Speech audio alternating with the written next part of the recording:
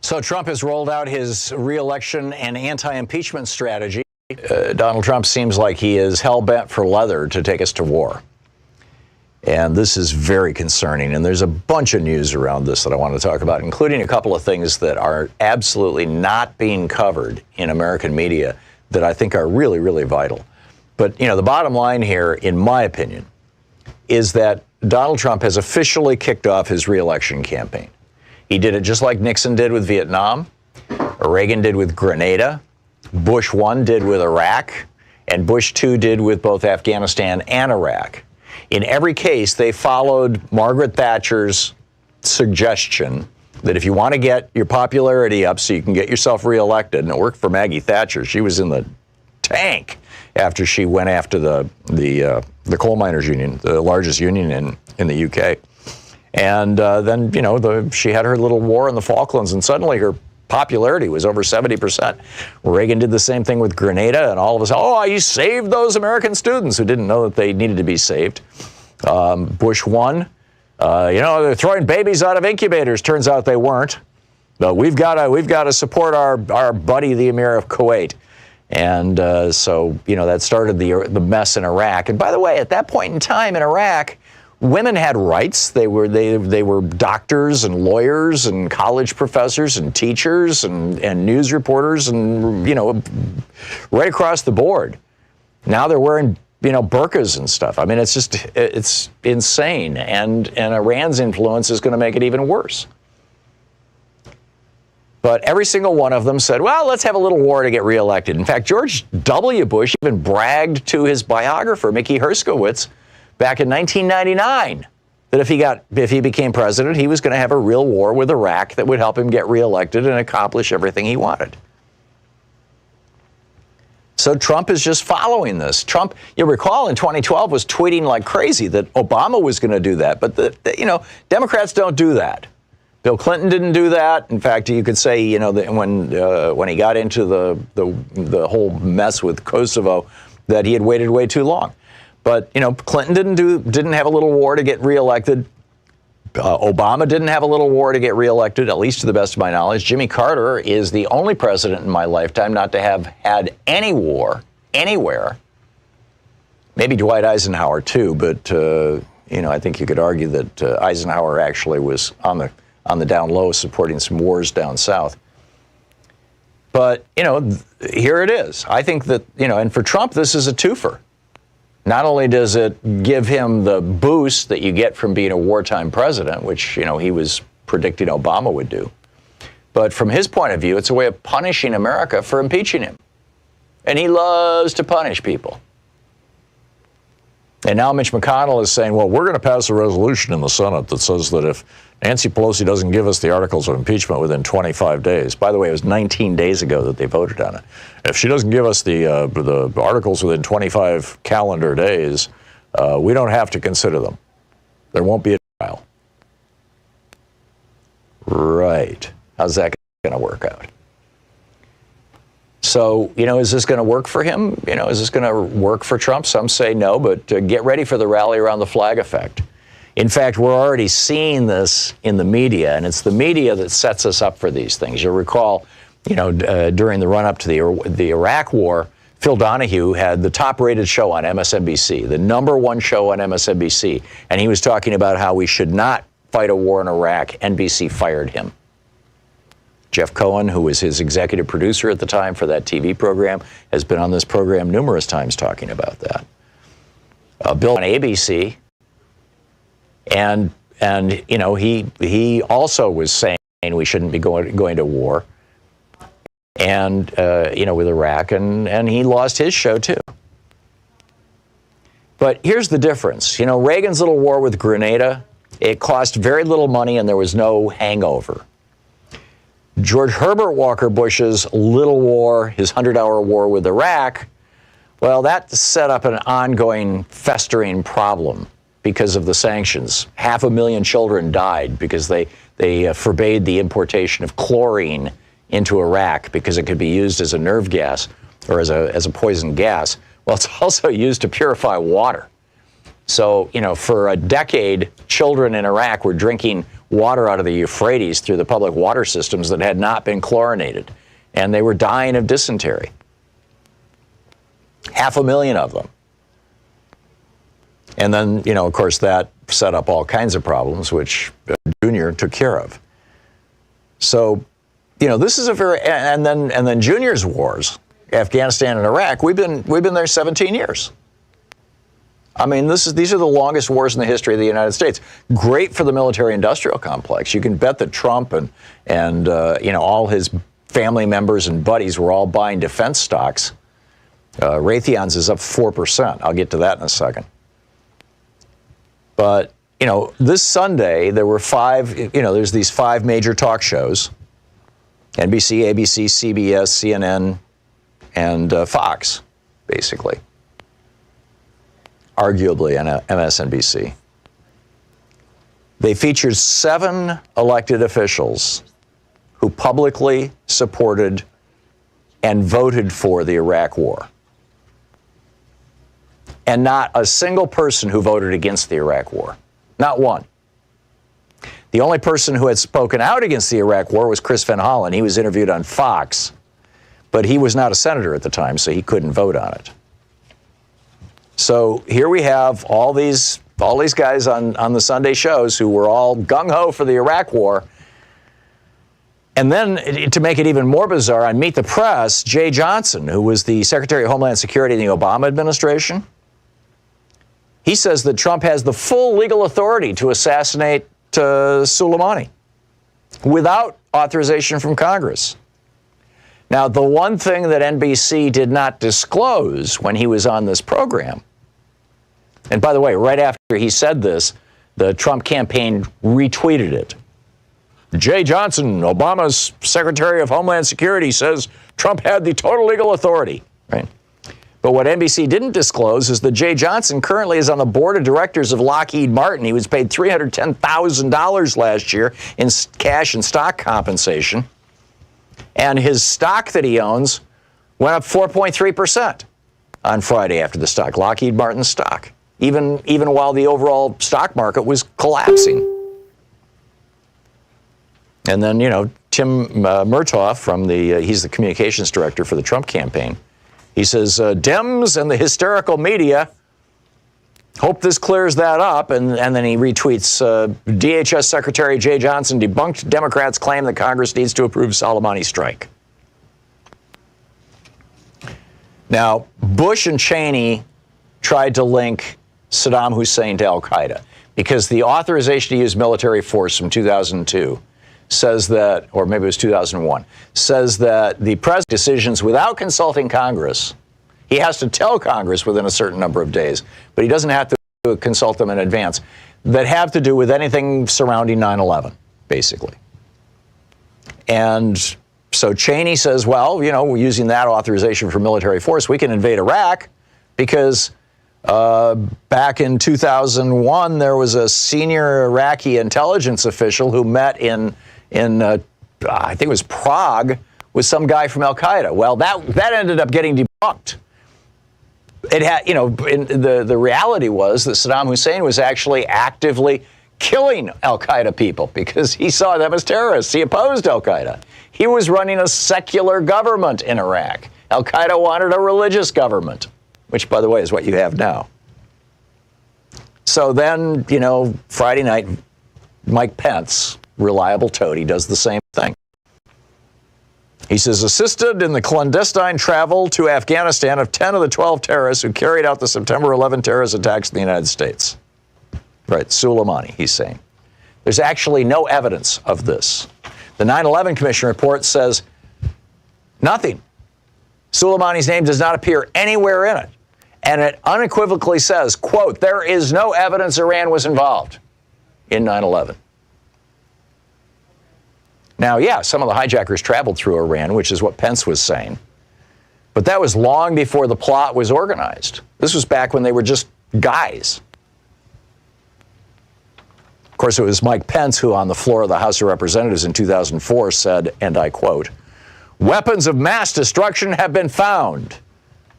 By the way, you'll find a great summary of this over in Judd Legum's newsletter at popular.info. And it turns out that Trump was given multiple options. So do you think that Trump's re-election strategy and his anti-impeachment strategy is going to work? Or is this going to backfire on him?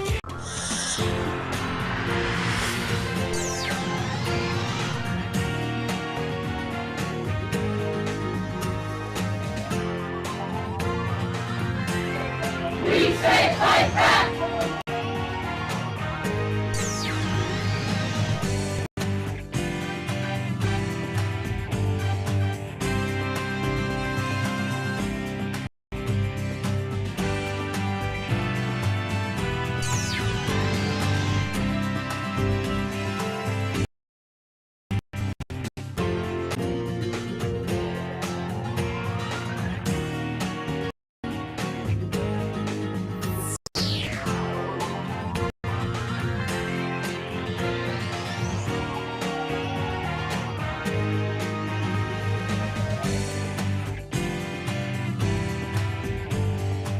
Today we're reading from It's Even Worse Than You Think, What the Trump Administration is Doing to America by David K. Johnston. This is from page 61, the chapter titled Forgetting the Forgotten Man. In 2010, the U.S. Department of Labor created a website to honor workers who died on the job. Quote, more than 4,500 workers, lose their lives on the job every year. Below are the names of just a few who have died in recent months. OSHA's mission is to prevent workplace injuries, illnesses, and death, end quote. That Occupational Safety and Health Administration webpage was intended to highlight and humanize workplace deaths, to ensure awareness of tragedies, especially those that could have been avoided, according to Jordan Barab, an Assistant Secretary of Labor during the Obama administration. Barab explained, without information like this, fatality statistics are just raw, sterile numbers. The purpose of adding names and circumstances was to impress people with the tragedy that workers and their families face day after day. In August 2017, Trump's Labor Department quietly removed the preamble and the names when it killed the web page. It also took down, without public announcement, the fatality inspection data for all years prior to 2017. Those were just two of many other Trump administration actions inimical to worker safety. Others included no longer posting press releases about deaths resulting from unsafe working conditions, delaying rules to reduce sickness and death from inhaling silica and beryllium at work, delaying rules to lower the risk of railroad engineers and truck drivers falling asleep at the switch or wheel because of untreated sleep apnea, and the appointment to the Supreme Court of a judge who held that a company had the right to fire a worker who chose not to freeze to death on the job. A reasonable person listening to Donald Trump's inaugural address would never have expected these and other actions, assuming he believed what Trump said. Trump declared, "The forgotten men and women of our country will be forgotten no more. You came by the tens of millions to become part of a historic movement, the likes of which the world has never seen before. At the center of this movement is a crucial conviction that a nation exists to serve its citizens," end quote. Those men and women were forgotten again the following week. And it's not just workers whose interests were forgotten, not to mention who were put in danger. By deciding not to implement a rule to reduce the chances of truck drivers and train operators falling asleep at the wheel, Trump put at risk the lives of families on the highway, people riding on passenger trains, and many others. The White House called it President Trump's war on regulation. In his weekly radio address in early May, he declared that we've removed one job-killing regulation after another, and they're not pretty, and they're going. And believe me, we're just getting started on regulations. They're gone. Removal of data on workplace deaths, which averaged 13 per day, infuriated Jordan Barab, who is Obama's number 2 at OSHA. As a private citizen, Barab created a web page to keep track of the names of the dead and the reasons they were killed on the job. He called it, "OSHA won't tell you who died in the workplace, we will." After the election, Barab's concerns that the Trump administration would be bad for workers increased when he asked where the Trump was and learned that none was coming. Each incoming administrator sends people to scope out federal agencies, learn who does what, and get a feel for the place in advance. Then the incoming administration sends its landing team, the people who will initially implement its policies for each agenda or at each agency. When no beachhead team came up, Barab figured it meant worker safety simply was not a priority for Trump. He hoped that was the worst of it, nothing more than apathy about worker safety. But when the landing team arrived, Barab realized trouble was coming for American workers. And it was not official apathy, but the start of assaults on workers' rights and safety. Barab said most of them had no idea they were going to labor and no interest in workers' issues either. What they did have was a mandate to delay, repeal, or weaken regulations that protected workers as part of Trump's plan to eliminate, quote, any regulation that is outdated, unnecessary, bad for workers, or contrary to the national interest, end quote. The first sign came when Trump nominated Judge Neil Gorsuch to the Supreme Court. Gorsuch was an acolyte of Antonin Scalia, whose seat he would be taking. Like Scalia, he said statutes should be literally read, and if that made no sense, well, that was a problem for Congress. Also, like Scalia, he had a habit of consulting dictionaries, often following Scalia's practice of relying on the third, fourth, or even lesser definition of a word when it supported his jurisprudence. Trump's nomination alarmed unions. Jody Calamine, a communications worker of America lawyer, told Gorsuch's Senate confirmation hearing that Gorsuch, quote, is a threat to working people's health and safety, end quote. Calamine cited Gorsuch's dissent in the 2016 case to make his point. That dissent, he said, reveals an anti-worker bias and features the judicial activism that will ultimately put workers' lives at risk, end quote. Those are unusually strong words about a Supreme Court nominee, but a review of the case shows Gorsuch has little regard for human life, at least when it comes to employers' power over their workers. He considers a rigid interpretation of the law more important. The case was about a law Congress passed giving workers the right to refuse dangerous tasks.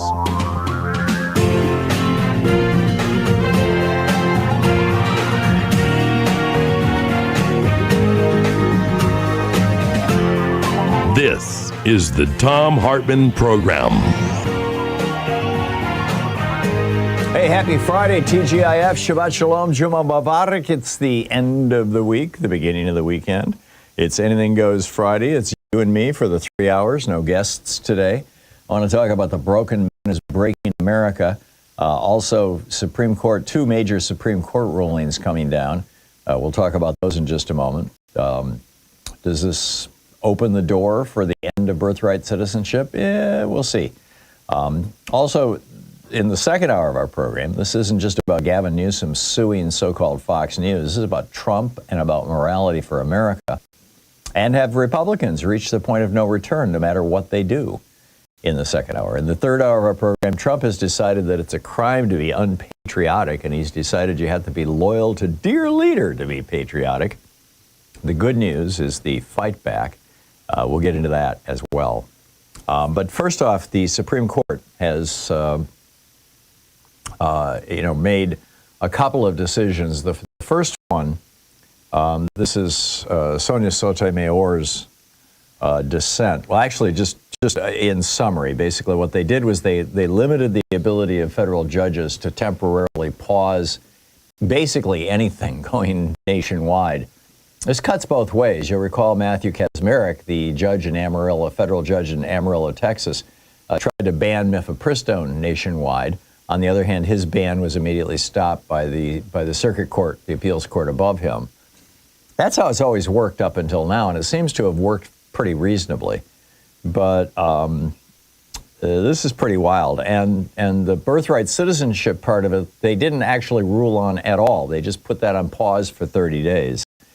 Instead, in the 6-3 decision, which was written by Amy Coney Barrett, they basically said, the ability of federal judges to, just freeze stuff nationwide is severely limited, shall we say. Not entirely done away with. What it reminds me of, and I realize this is an extraordinarily imperfect analogy, is the Dred Scott decision. Roger Taney, the Chief Justice of the U.S. Supreme Court in 1856 or 57, and Dred Scott ruled that regardless of whether they were in free territory or in Confederate territory, that black people who were enslaved or not enslaved could be enslaved. Basically, all black persons in the United States simply had no rights as citizens. And Abraham Lincoln, when he became president, basically said, yeah, that's a pretty terrible thing for poor Mr.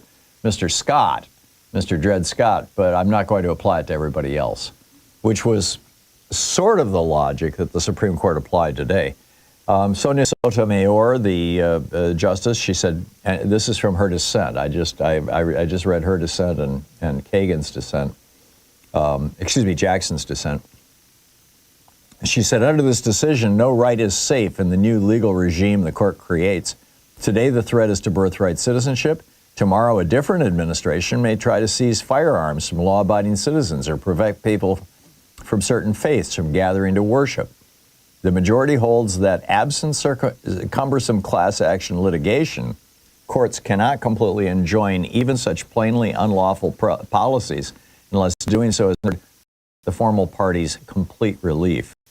The majority ignores entirely whether the president's executive order is constitutional, instead focusing only on the question whether federal courts have the equitable authority to issue universal injunctions.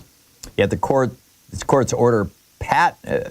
order's patent unlawfulness reveals the gravity, so she's calling Trump unlawful, reveals the gravity of the majority's error and underscores why equity supports universal injunctions as appropriate remedies in this kind of case. As every conceivable source of law confirms, birthright citizenship is the law of the land. And then, she goes on with regard to that. With regard to Justice Jackson, she said, the court's decision to permit the executive to violate the Constitution with respect to anyone who has not yet sued is an existential threat to the rule of law. She said it's important to recognize that the executive's bid to vanquish so-called universal injunctions is, at bottom, a request for this court's permission to engage in unlawful behavior. She says what this court has done is to, quote, endorse the creation of a zone of lawlessness within which the executive has the prerogative to take or leave the law as it wishes, and where individuals who would otherwise be entitled to the law's protection become subject to the executive's whims instead. This is Justice Kagan's dissent. She said the majority ignores the judiciary's foundational duty to uphold the Constitution and laws of the United States. This is one of the big complaints. Basically, the court just weakened itself. She said, she goes on to say, it is also profoundly dangerous since it gives the executive, the president, the go-ahead to sometimes wield the kind of unchecked arbitrary power the founders crafted our Constitution to eradicate. The very institution our founding charter charges with the duty to ensure universal adherence to the law now requires judges to shrug and turn their backs to intermittent lawlessness. She said it also obscures a far more basic question of enormous legal and practical significance. May a federal court in the United States order the president to follow the law?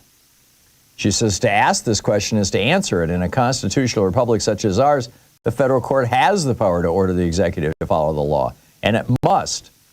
She says, thus, everyone from the president on down is bound by the law. But her complaint here in this dissent, and she goes, on at some considerable length, is that the court just said, no, we're not going to force the president to follow the law. So, wild stuff.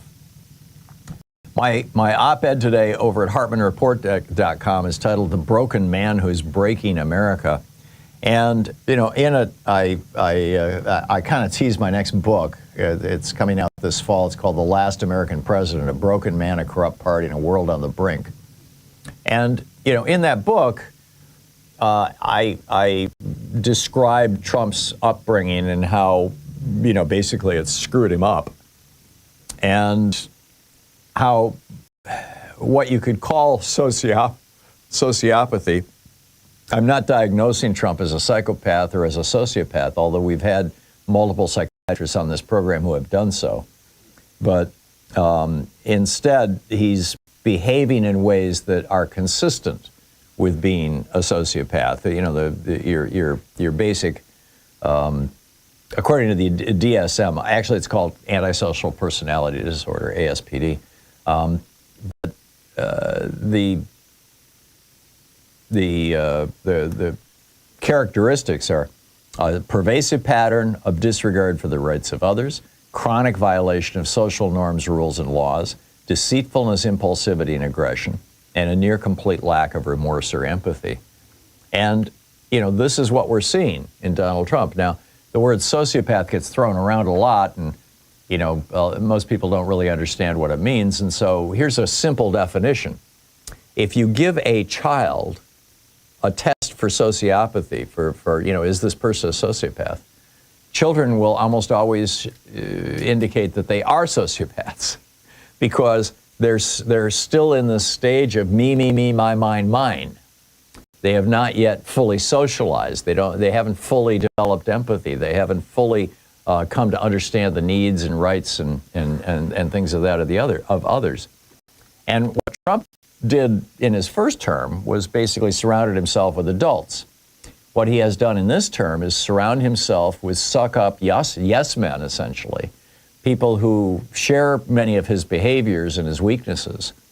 And this is a bad thing for a country. I mean, we've seen this before. What happens when you get somebody who is profoundly mentally disabled in this regard? We saw this, Hitler and Heydrich, for example, or Goebbels. And they surround themselves with people who are similarly disabled, shall we say. So, this is something that I think is important to consider, that we are being led by a man who doesn't have a lot of regard for the norms of society. I mean, his whole grabbing women by the crotch thing, and I could shoot somebody on Fifth Avenue, and his multiple convictions for fraud and things like that are, fairly good evidence of that, I would argue. And now the Supreme Court, with this decision this morning, just handed him a whole lot more power. What say you? This is the Thom Hartmann Program. Oh, and also the Supreme Court says book banning is just... I'll get into that in just a moment. Stay with us.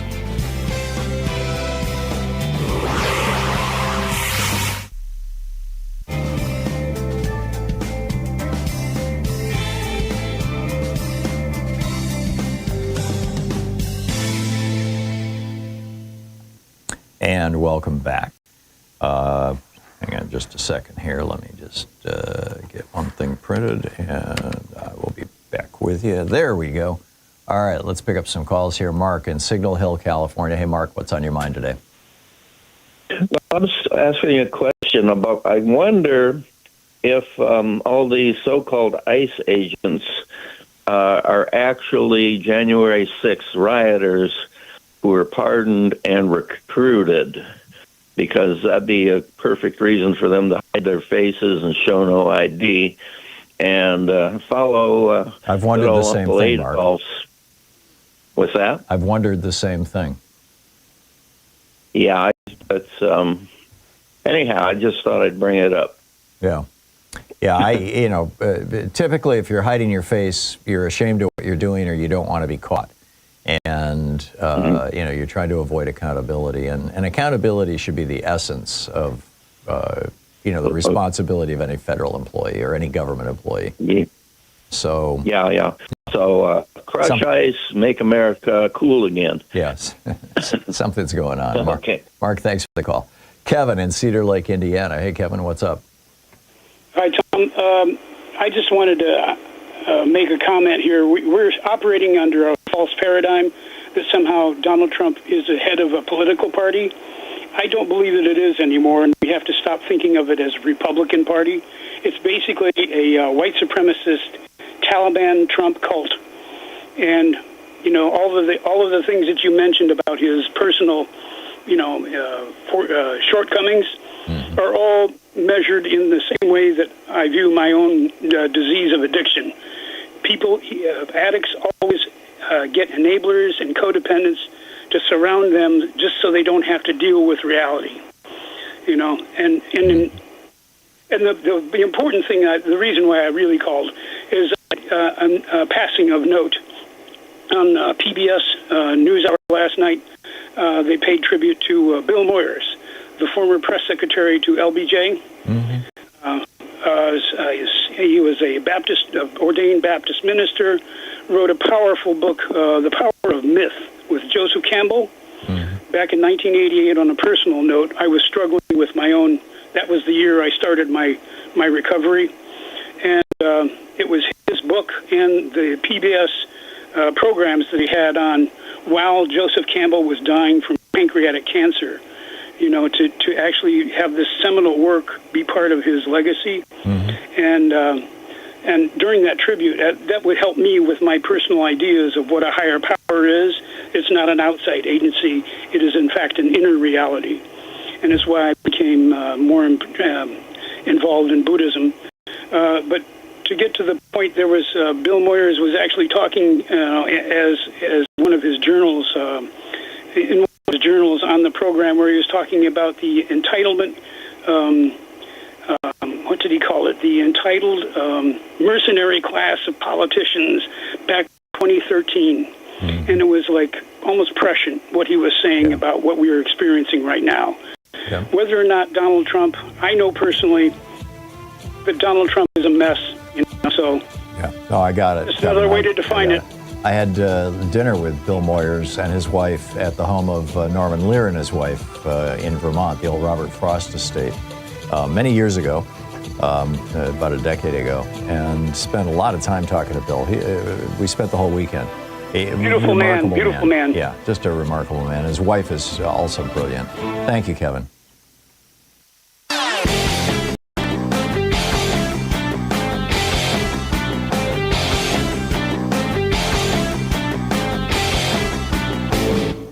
Missed my opening rant today? It's usually published over at HartmannReport.com, where you can read it and share it with your friends for free. Check it out, HartmannReport.com. So back when Donald Trump debated Kamala Harris, he was asked about world leaders and whatnot, and he went off on this thing praising a guy named Viktor Orban and saying he's a tough guy, he's smart, he's the prime minister of Hungary, and he loves me, basically. So who is Viktor Orban? Well, it turns out Viktor Orban is a guy who took over Hungary in a regular election, the prime minister, and then turned it into basically a neo-fascist paradise for right-wingers. All the media is now controlled by right-wing oligarchs. He's packed the courts. He's changed the Constitution so that they have things like gerrymandering and voter suppression, so he always wins every election. He throws people in jail for criticizing him, even on Facebook. I mean, this is what Hungary has become. Fox News loves it. Tucker Carlson did his show from there for a week, and that's what Donald Trump wants to do to America. You can read the whole thing over at HartmannReport.com. It's titled Trump's New Hero, the strong man who crushed democracy in Hungary. Check it out.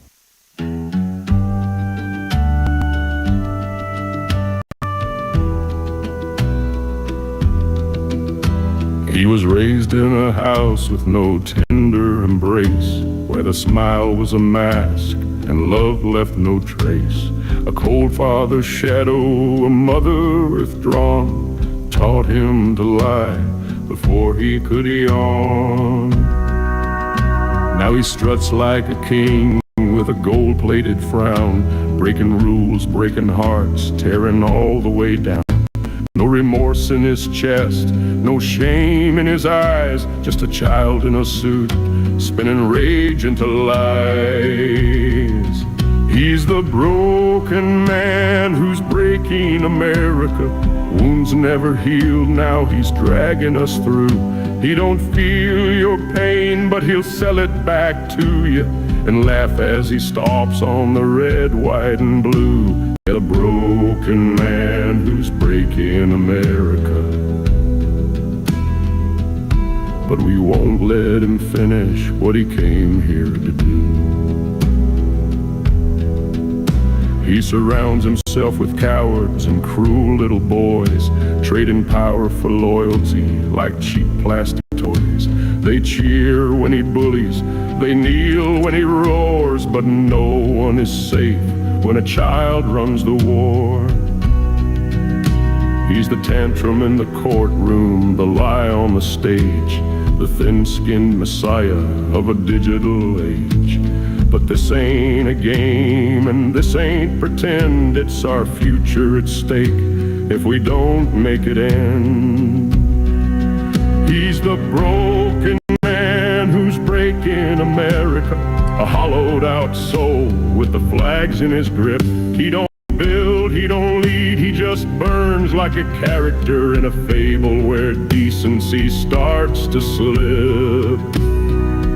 Yeah, the broken man who's breaking America. Welcome back. 23 minutes past the hour. So the other major Supreme Court decision this morning was based on a lawsuit by some Muslim parents in Maryland who argued that their children should not, in a public school, be forced to read or listen to the reading of a book about two men who fall in love, a prince and a knight, specifically. I shared this with you a couple days ago about the story. And it's called Pride. One of the books is called Pride Puppy, another is Love Violent, another is Born Ready, etc.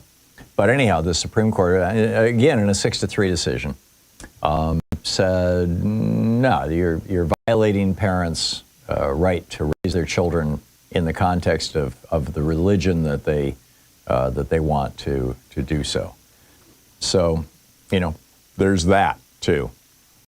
That doesn't surprise me so much, frankly, except for the fact that gay marriage is legal in the United States. You wonder if the book had been about, for example, evolution. Could the Supreme Court rule, or would the Supreme Court have ruled that, parents who object to evolution on religious grounds should not be subject to that? I mean, which was the Scopes monkey trial, right? Back in the day with William Jennings Bryant, I believe it was, arguing the state's side, saying, no, the state should be able to censor such teaching in the public schools. I mean, where does this begin and end? Is it just around gay people? What about, people who claim to have a religious objection to people living next door to them who are Muslim or who are black or who are, some other religion or whatever? I mean, once the court begins sanctioning what I would argue is bigotry based on religion, where does it stop? Which was the basis of the dissents, by the way, in that argument, in that case, in this case. I think it's extremely problematic because basically what the court is saying is your religion trumps public schools. And, I think you could build an argument were gay marriage not legal in the United States, that having a book about two boys falling in love or two men falling in love with each other, because it doesn't represent illegal behavior in the United States, maybe the Supreme Court could have said, well, that's one of those gray areas where you can argue religion and things like that. But this is legal. This was decided by the Supreme Court itself, the Obergefell decision. So saying that a book can't depict a behavior that is completely within the boundaries of American law strikes me as bizarre, and also tells me that next year this court is probably going to go after gay marriage. Stay tuned. What say you? I'll pick up your calls on the other side of the break. You're listening to the Thom Hartmann Program. Call 202-808-9925. Occupying the media 3 hours a day, 5 days a week. I'll be right back with you.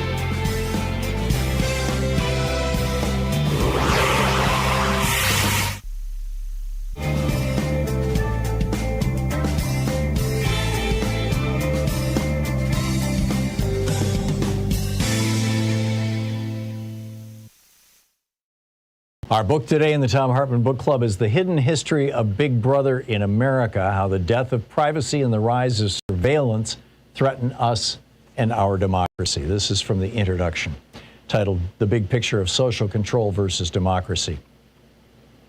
This book deals with two very large and often amorphous concepts, privacy and surveillance in the context of government and the marketplace.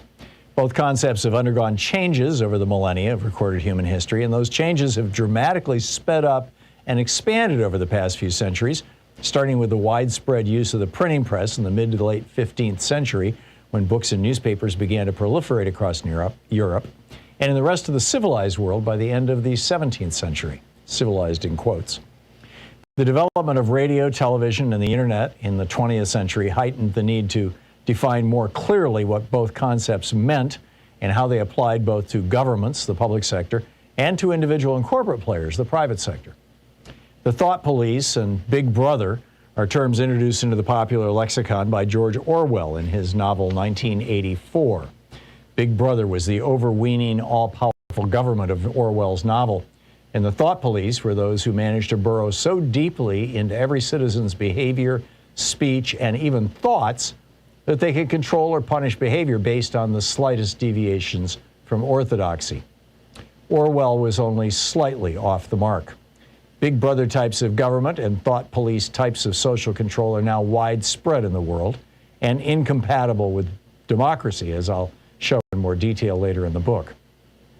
Most concerning for Americans and citizens of other democratic nations, in quote, the mentality of both has heavily infiltrated both American government and corporate sectors, reaching so deeply into the day-to-day details of our lives that the techniques and technologies they use can and do not only control, but predict our behavior. The goals of those who violate privacy and use surveillance is almost always social control and behavior modification. Setting aside pure voyeurism, these are the areas where money is made, power is accumulated, and political or business goals are reached. And whether they are of government or of corporate Big Brother, the goals are largely the same and consistent with those just mentioned. Secrets are now for government and giant corporations to know and hold, but not for average people. And they're used by Big Brother to both acquire and hold power. J. Edgar Hoover had secrets to hide, for example, so he knew well their power. A gay man at the pinnacle of American power for most of his life, the FBI director knew that in many U.S. states, he and his lover, Clyde Tolson, could be prosecuted and sent to prison for their private, consensual behavior.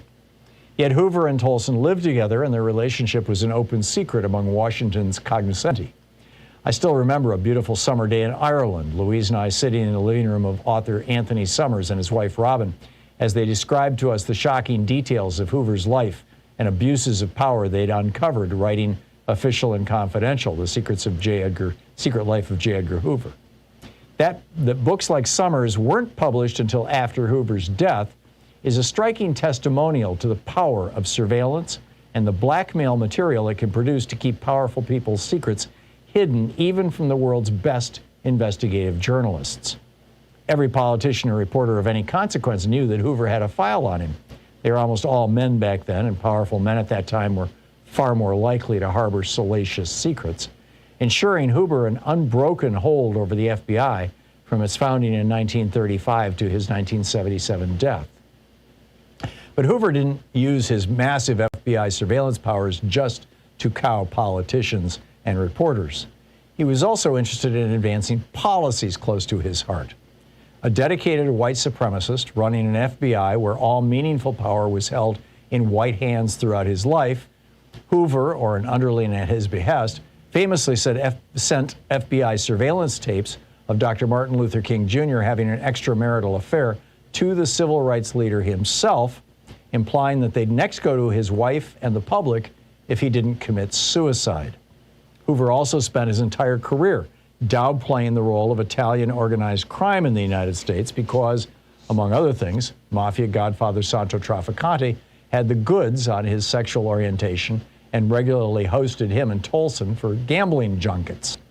When, in 1961, Attorney General Robert F. Kennedy overruled Hoover and began prosecuting the mob, with the number of cases brought shooting up from dozens annually to over 700 a year in the early 1960s, the mafia backlash eventually destroyed the Kennedy dynasty. There's a more modern story of how surveillance and invasions of privacy have impacted American politics. The rise to the presidency of serial rapist, wannabe fascist, and crooked businessman Donald Trump. The biggest Big Brother of the corporate world, Facebook, had for years been compiling massive troves of personal data on Americans, even Americans without a Facebook account, as any page with a Facebook logo on it can send your browsing activity back to Facebook. And sometime in the mid-2010s, Cambridge Analytica hired a data scientist to put together an app that could suck down that data without Facebook's knowledge. Cambridge once bragged that they ended up with more than 4,000 data points on each of 230 million Americans. The book, The Hidden History of Brother in America, How the Death of Privacy and the Rise of Surveillance Threaten Us and Our Democracy, by Thom Hartmann.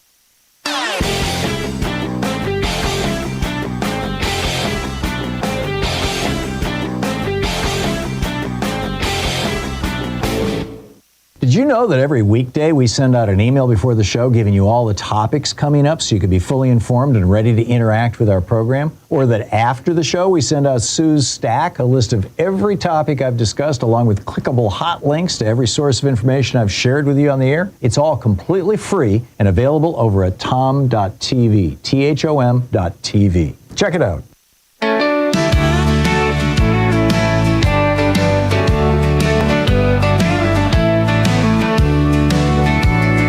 Sworn to uphold the law, they took the stand. With promises made, they shook our hands. In the name of justice, their word was sworn. But behind closed doors, a clue was born. From oaths to lies, the truth was bent. Twisting precedents with dark intent. A radical agenda they now pursue. This betrayal, democracy they undo. From oaths to lies, a Supreme Court coup. They've turned our laws to serve a few. The fabric of freedom now under threat. Injustice reigns, we won't forget. They've broken trust, our faith betrayed. Each ruling passed, our hopes decayed. Political favors in robes they dress. In shadows deep, our rights suppress. From oaths to lies, the truth was bent. Twisting precedents with dark intent. A radical agenda they now pursue. Democracy they undo. From oaths to lies, a Supreme Court. So just to recap, my daily take over at HartmannReport.com today is free and available to everybody. It's titled "The Broken Man Who's Breaking America." And, you know, it's essentially what my new book, The Last American President, A Broken Man, a Corrupt Party, and the World on the Brink, which is now available for pre-sale, it'll be out in a month or so, is all about. You know, going back to Donald Trump's childhood and, you know, how he was made and what happened to him, and now, you know, and then ultimately to the people that he surrounds himself with, and the danger that it represents to America. So just an FYI. So what's on your mind today? Frank in Thompson Falls, Montana. Hey, Frank, what's up? Oh, not too much. Thanks for taking my call. It's kind of ironic that you're talking about the Supreme Court. I want everybody as a call to action to write a postcard to the Supreme Court. I sent mine out yesterday, and here's a few sentences of what I wrote. To Judge Kagan, Judge Sotomayor, and Judge Brown Jackson, thank you for standing up for the Constitution and the laws of this country. To the other judges, your greed and ideology is destroying our country and the rule of law. You're nothing but political hacks who are members of the Lewis F. Powell's Club. Your unchristian and un-American beliefs, you're imposing your un-American and un-Christian beliefs on the people of this country. In closing, the Christian nationalism is nothing but American Taliban. Remarkable. Yeah, it's pretty much the only way to communicate with them, I believe, is to send a postcard to the Supreme Court to, you know. Well, if you send a letter to them, it has to go through anthrax and all this other stuff, whereas if you send a postcard, it goes directly to the judges. Yeah, I get it. Or their team, anyway. There you go. Frank, thanks. But yeah, we just need to flood those guys with a ton of postcards and tell them that they're not representing the citizens of the United States, which they already know that anyway.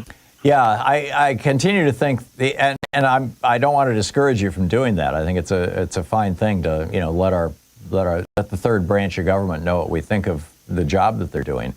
That said, I suspect that the billionaire gifts that are being showered down upon, you know, the right-wingers on the court are probably going to have more influence than you and me. But keep it up, Frank. Good on you. Thank you very much for the call. Samuel in Santa Ana, California. Hey, Samuel, what's on your mind today? Hey, Tom. I wanted to tell you something to send you off on a great vacation. Oftentimes, people who are well-meaning, they ask you, what are you going to do if they come for you? We are a listener-sponsored radio show. So the question more appropriately is, what are we going to do if they come for you? So what I'm calling to tell you today is that I have a $50 bill in my pocket with your name on it. And that if anybody ever comes at you and you have some legal fees or whatever it happens to be, and I guarantee you there are thousands and thousands of listeners who feel the same way that I do, that I will send that to whatever address that you want me to send it to. This is coming directly from me, boots on the ground, to you, boots on the air. You are a national treasure. We need to carry this thing all the way through until the next election and beyond. We need to stay focused and ready and able to voice our opinions and to trade our ideas and concepts. So want to let you know, from me, boots on the ground, you boots on the air, I love you. I really do. Well, thank you, Samuel. Just a heads up, Daily Kos has apparently been something by the federal government. Marcos Melitsas posted over there yesterday that he can't talk about it, so apparently there's a gag order associated with it, or it's grand jury proceedings, but that they're raising money right now to defend themselves. So somebody got in line ahead of me here. You might want to check that out. It's at dailykos.com. But Samuel, thanks for your kind words. Appreciate it. Yes, Thank sir. you. And thanks for the heads up on Daily Kos. Yeah, you're welcome. Roger in Seattle. Hey, Roger, what's up? I want to continue that theme of attaboy, and thank you and your wife for doing the 225 version of folk songs. I hope maybe someday you'll do a Peter, Paul, and Mary tribute or a Beach Boys tribute, of have a group of singers to do like a Beach Boys rendition of some of your fine lyrics and something like that. Anyway, for us old people that are in our 70s, like I am. California surfer style, huh? I'll pass that along to Louise. But since I have a little more time here, I wanted to retread the idea of humor and maybe mentioning earlier that maybe bending it towards ridicule isn't the way to go. So what if we just did riffs on previous things that worked? So, for example, Carter had zero-based budgeting, but the way that Trump and Musk did it, it was zero-ignorant budgeting, so ZIB instead of ZBB. Okay. So, in that sense, maybe try to go at a political humor angle and then maybe turn that into a contest so that the best one of the week gets mentioned on Friday or something like that from all of the submissions that you get the previous week or whatever it takes, however long it takes your staff to pick a winner, maybe every 2 weeks or something that you'd have that winner announced on Friday. Okay. Yeah, no, I'm all in favor of humor, Roger. And, from time to time, somebody will call in with a great joke. So, Roger. I wanted to follow up as a second the Buddhists that, yes, let's look to some other faith traditions for reasons for hope, like Martin Luther King looked to Gandhi, and I think we ought to see from worldwide what are reasons to believe that Martin Luther King was right, that the arc of justice is long but bends towards justice. And I think we don't have to just depend on Will Rogers and some other humorists and philosophers from the United States. We can look to Dalai Lama and Gandhi and some Buddhists that are also worthy. Yeah. And I certainly like Moyer's pointing to Star Wars, and the Force be with you type idea as a way of teaching spiritual values. Yeah, no, I get it, Roger. Well said. Thank you.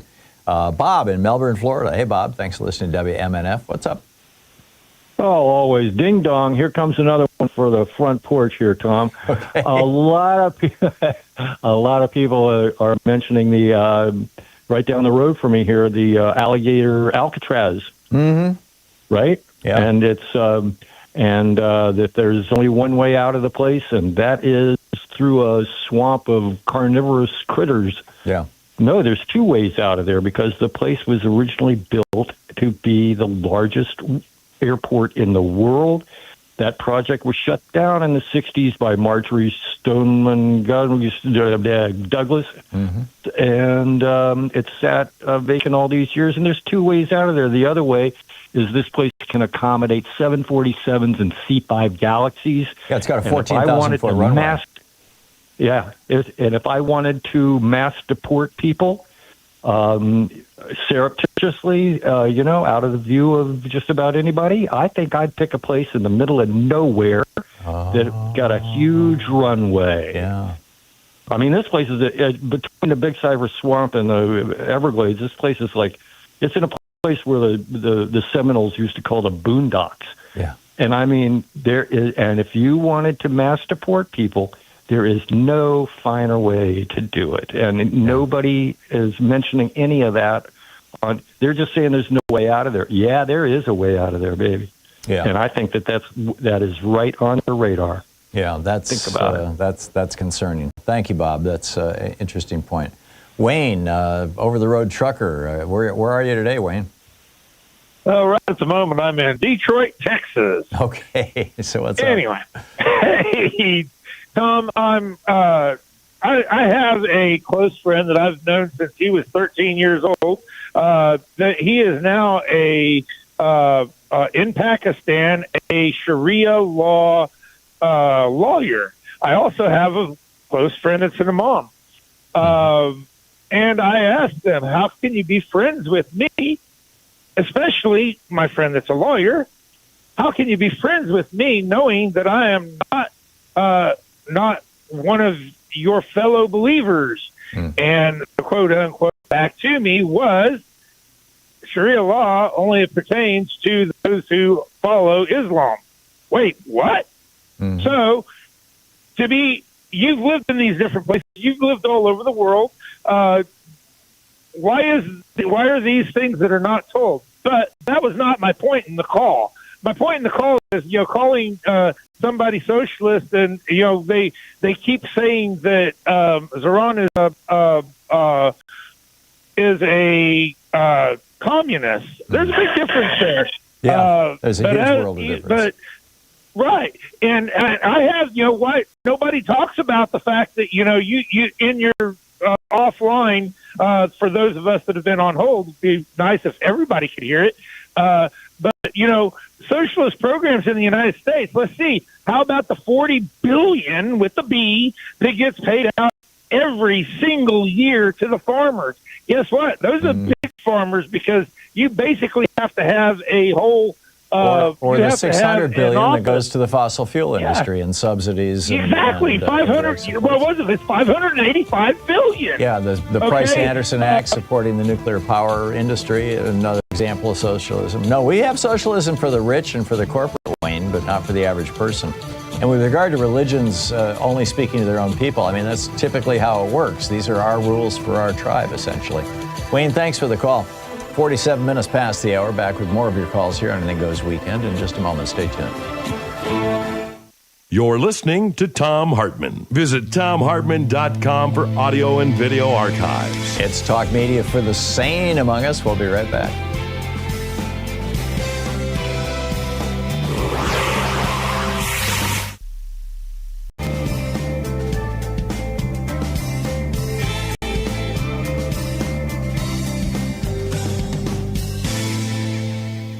And welcome back. Norma in Montgomery, Alabama. Hey, Norma, what's on your mind today? Trying to stay sane. That's a good step. Yep. But first, I watched a thing on CBS, and they were talking about how Social Security is going to be broke in 33, so we're going to have a cut in our checks, or everybody's going to have to pay more into it, not once to mention the cap. But that wasn't what I called. I was so angry over the parade that I couldn't really watch TV for about 2 weeks. But I have been walking around asking people when the Constitution was signed. And when I tell them September of 87, they look at me like, what? I said, yes. The Declaration was signed in 76. So in 75, Thomas Jefferson and the crowd, the gang, got together and appointed George Washington as general of the colonial army. Mm-hmm. And this Jefferson actually thought that he would get it and was kind of, his nose was out of joint a bit, but that was their decision. And so when we celebrated the creation of the 250th anniversary of the United States Army, I got kind of upset because it wasn't until the Constitution was signed and there was actually legal right to create an army. That was in 87. And it just really angered me. And so I've been going around asking people, do they think that Trump has violated the Article 1 or Article 2 of the Constitution? And they look at me funny. I said, well, you need to pull out your copy of the Constitution and pull out your Bill of Rights. And they get, oh, I don't have one. And so I've been doing a little commercial for the ACLU because they have a little booklet that has the Constitution in it, and you just send them a donation and you'll get one. But these people, that when I'm out walking and talking and I'm asking these questions, they say, well, I didn't think Trump would go this far. And so there is a break here. But when they cut, this is a red state, a very poor state of a lot of poor white people. And they still think that only black people, lazy, no good black people, get all of these benefits, and it's their tax money. And trying to teach them that the whole deal is to fix it so that we have like a royalty that does not pay tax, but we pay tax to support them. Mm-hmm. And I keep telling them that I have not adopted a rich person. I have no intention of adopting a rich person. And I am not responsible for their happiness. And they look at me like I'm totally insane. We all sort of have, Norma, because we're paying Jeff Bezos' taxes. We're paying Elon Musk's taxes. Yeah, I know. I said it's not right for people to worry about buying shoes for their kids. And the rich people are building what, their third yacht, so they'll have one in every ocean. And I said, you don't understand what's going on. Have you watched C-SPAN or C-SPAN 2? And they don't know it exists. And I tell them I'm just one little old white lady. I'll be 75 in August. Don't expect me to fix this without your help. There you go. And everybody else, please do this. Yeah. No, Norma, you're an inspiration to many people. I mean, we get a lot of calls from people going, yeah, Norma inspired me to get out there and carry some literature around and talk to people in the supermarket. God bless you, Norma. Thank you so much for the call, and it's always so nice to hear from you. It's 51 minutes past the hour. We'll be right back.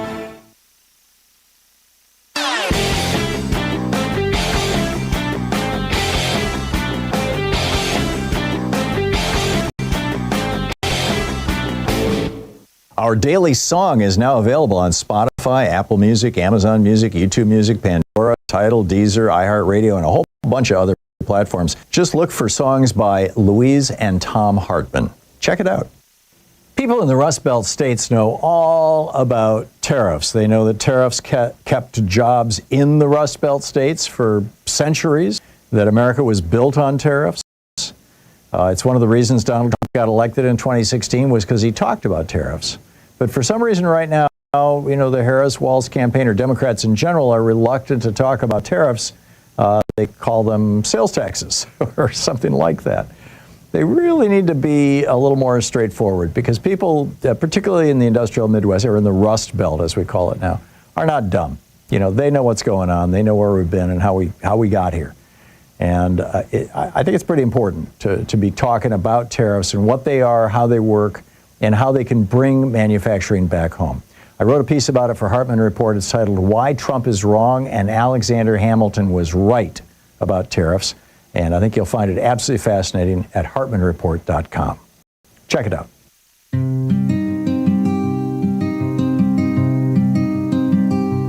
Welcome back. Picking up your calls here. Larry in Los Angeles. Hey, Larry, what's on your mind today? Hey, one of Donald Trump's biggest problems is he really does want to be a great person, and which is why he's always talking about the Nobel Peace Prize. Mm-hmm. And Republicans have this. I don't think he wants to be a great person, but he wants to be thought of as a great person. I think he's too lazy to want to be a great person, but whatever. No, precisely. Yeah. And so the Republicans have this belief that just being president makes you a great person. Mm-hmm. But for Donald Trump, that's not quite enough for him. And I think it's because throughout his entire life, he has been called hateful, a bad person, evil, corrupt, and by the people that even in his family. Mm-hmm. And so he's grown into this person who is just a partisan, hateful, lying, and absolutist. Mm-hmm. And he has had to defend himself as being right all of the time when he was wrong all the time. Mm-hmm. And so he self-identifies himself as being a truth teller, and in fact, he labeled his social media Truth Social, which is a big bald-faced lie. Mm-hmm. And in order for him to actually get away with some of this stuff, he really needs loyalty. Mm-hmm. Because he's decided that the only way he can get that loyalty is to put dumb, stupid people under him, so that he will be the smartest man in the room. And these people will never go against him, and it makes him feel like he's the smartest man in the room. He is the most entitled person, probably next to Elon Musk. But the man hasn't actually accomplished anything. He hasn't earned anything in his life. Yet there are so many people willing to give him money and praise, and well, it's because he's the avatar. He's the guy who stands up and proudly and loudly says, basically, white people should run the country, men should run the country, Christians should run the country. We're going to get rid of all the brown people here in this country. We're going to disempower the black people. We're going to fire a lot of federal employees because there's a lot of black people among them. I mean, I think it's all about race. I really do, and misogyny. And in fact, the people that love him the most are the most racist people in this country. They're the ones that help empower him and look up to him. And because of all of those people, that's why he's back in the White House. And some of these people are powerful people in their own right, including some of these people in our media. I mean, I watched this guy on Bloomberg, and he just loves Donald Trump, and he thought he was going to get his tax cut right away. He was so happy when the Trump was headed for the White House again, and all he was doing just with this big grin on his face, just waiting for his tax cut. It hasn't happened yet, but it's just amazing to me that these clowns and they look up to a convicted felon, but they will never believe that he is a felon in their own minds. And a sexual assaulter. This is yes, a rapist. This is the guy that they love. Yeah, no, I get it, Larry. I get it. Being a racist will cover a multitude of sins, apparently, in America today. It will. At least among white people. Larry, thank you for the call. Always great to hear from you. We'll be back on the other side of the break with more of the news of the day. Stick around.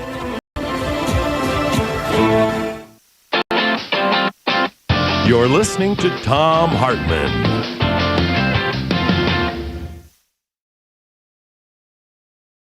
In addition to bringing you the Thom Hartmann Program here on Free Speech TV and Video Media Online, we also have a whole set of ways you can interact with us and tools you can use to spread the word about the importance of democracy and the threats to it in our republic. First, there's your daily homework. Sue Nethercutt puts together a daily email newsletter that has a link to every story I discuss on the air, so you can find my sources and you can share them with your friends. It's free and you can sign up at thomhartmann.com. Second, I publish my daily take every day over at the hartmannreport.com website. That's also free if you want the daily 5 days a week rant in your inbox. No ads either. Third, we have the podcasts. There's the free 1-hour version of our daily show that's advertising supported. You can find that wherever you get your podcasts normally. And then there's also the podcast of the entire 3-hour show with no advertisements, and that's available by subscription over at thomhartmann.com. So check them all out at thomhartmann.com and hartmannreport.com.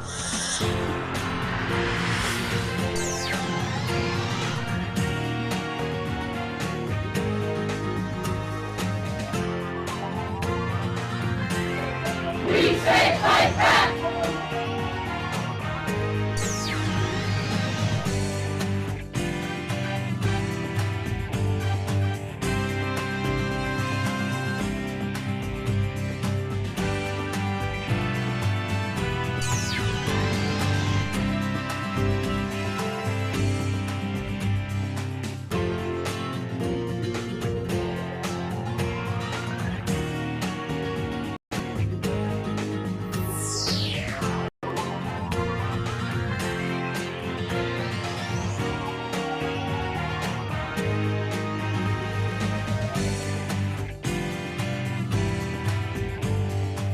Our book today in the Thom Hartmann Book Club is The Hidden History of American Healthcare: Why Sickness Bankrupts You and Makes Others Insanely Rich by me. I wrote this book. This is from the introduction, the title, How a Single-Payer Healthcare Systems Helps Stop COVID-19. Healthcare systems can be national security systems. Just ask anyone from Taiwan. From January 20th, 2020, the United States, or on January 20, 2020, the United States recorded its first known case of COVID-19 infection. The following day, Taiwan got their first one too. By the end of April, over 1 million Americans were infected with the virus. But Taiwan had recorded only 388 infections, and their last case of local transmission was on April 12th. A few had arrived on aircraft from other countries. All were contained by quarantine. As of this writing in September 2020, there hadn't been a single new case or a single death in Taiwan since April. The economy never shut down and, as of this writing, was projected to have grown nearly 2% in 2020. Business, restaurants, theaters, and sports events were all open. Life was back to normal, albeit a mask-wearing normal. And it was made possible by their national single-payer healthcare system and their citizens' willingness to do their bit for the collective good. Back in the 1980s, Taiwan was on the edge of moving toward a democracy after a military coup in the 1960s. And about 40% of Taiwanese families did not have health insurance. If somebody in a family got sick, the cost of care often wiped out that family, and demands for reform were loud across the nation. Yue Reinhardt was a German-born healthcare economist married to a Taiwanese woman, and he attended a conference on healthcare in Taipei in 1989. His presentation impressed representatives of the government in attendance, and while he was still in town for the conference, they asked him for his best suggestion for a national healthcare system. He and his wife went back to their hotel and discussed the issue in depth, finally deciding that a single-payer national system would be the most cost-effective, efficient, and comprehensive program possible. He shared his thoughts with the government representatives, and the next day he left Taiwan to go back to Princeton, where he was an economic professor.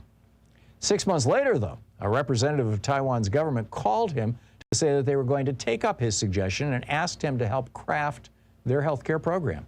He enthusiastically agreed, and by 1995, Taiwan had instituted one of the world's best single-payer healthcare systems. Today, everybody in Taiwan is fully covered for doctor and hospital services. Everybody has a driver's license-like healthcare card, which accesses their entire medical history. They can book a doctor's appointment on any computer terminal in the country, and the entire cost of the system is a bit more than 6% of Taiwan's GDP. For comparison, in the United States, healthcare consumes 24% of our GDP. Because there is no insurance company intermediaries sucking profits off the system in Taiwan. When COVID-19 hit, Taiwan chose not to use the blunt force technique of shutting down their economy and locking people in. Instead,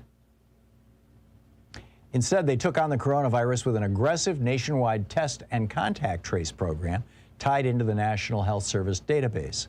Every infected person was identified and put into a comfortable quarantine, and every person he or she had come into contact with, even very marginal contacts, were also tested and their contacts traced.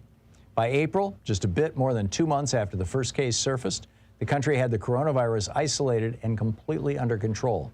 By quarantining inbound visitors to the nation island of 23 million, they were able, as of this writing, to keep it that way. Maintaining public health is one of the most important functions of any nation's healthcare system.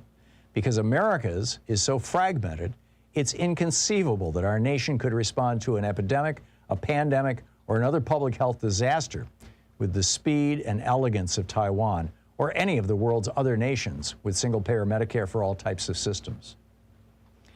It's like Stockholm Syndrome, a friend who's a psychotherapist said, describing the way that Americans have clung for more than 5 generations to a for-profit health insurance system while the rest of the world figured out how to provide health care to all their citizens at a much lower price. People know it and have become familiar with it, she added. They just can't imagine anything else. It's probably the largest con job ever perpetrated on the American people, one that has cost trillions of dollars and millions of lives. It's been going on since the 1940s. If it were a scientific experiment, it would have been shut down by the ethics review panels generations ago. This experiment in providing health care via a for-profit insurance system has led to the deaths of more Americans than we lost in World War II. Every year, over 500,000 Americans go bankrupt, often losing everything they've worked their entire lives for because somebody in their family got sick. That's 500,000 families a year, every year, for the past few decades. And the coronavirus, of course, has only made things worse. Perhaps most galling, this massive ripoff is costing our entire nation and each of us individually a fortune. Insurance premiums right now make up 22% of all taxable payroll, well above what the cost of Medicare for all would be at around 14% when first put into place, dropping down to around 10% within a few years as previously uninsured people get their health needs up to date. As the health insurance, drug, and hospital parasites push their suckers deeper and deeper into our body politic, spending on health care by Americans went up 25% between 2000 and 2014. The book, The Hidden History of American Health Care by Thom Hartmann.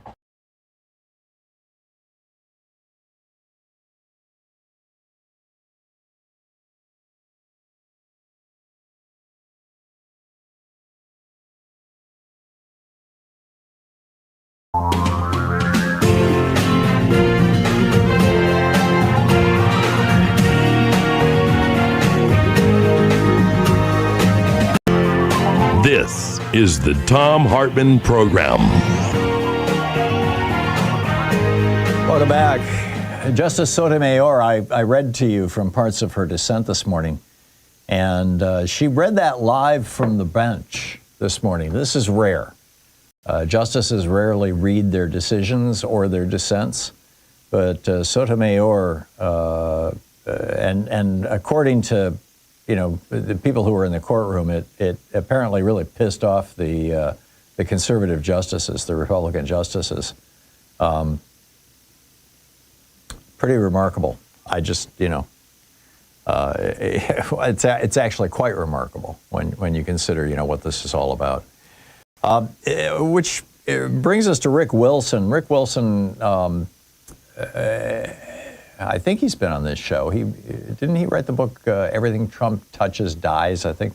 But anyway, a former Republican guy, consultant, he co-founded the Lincoln Project.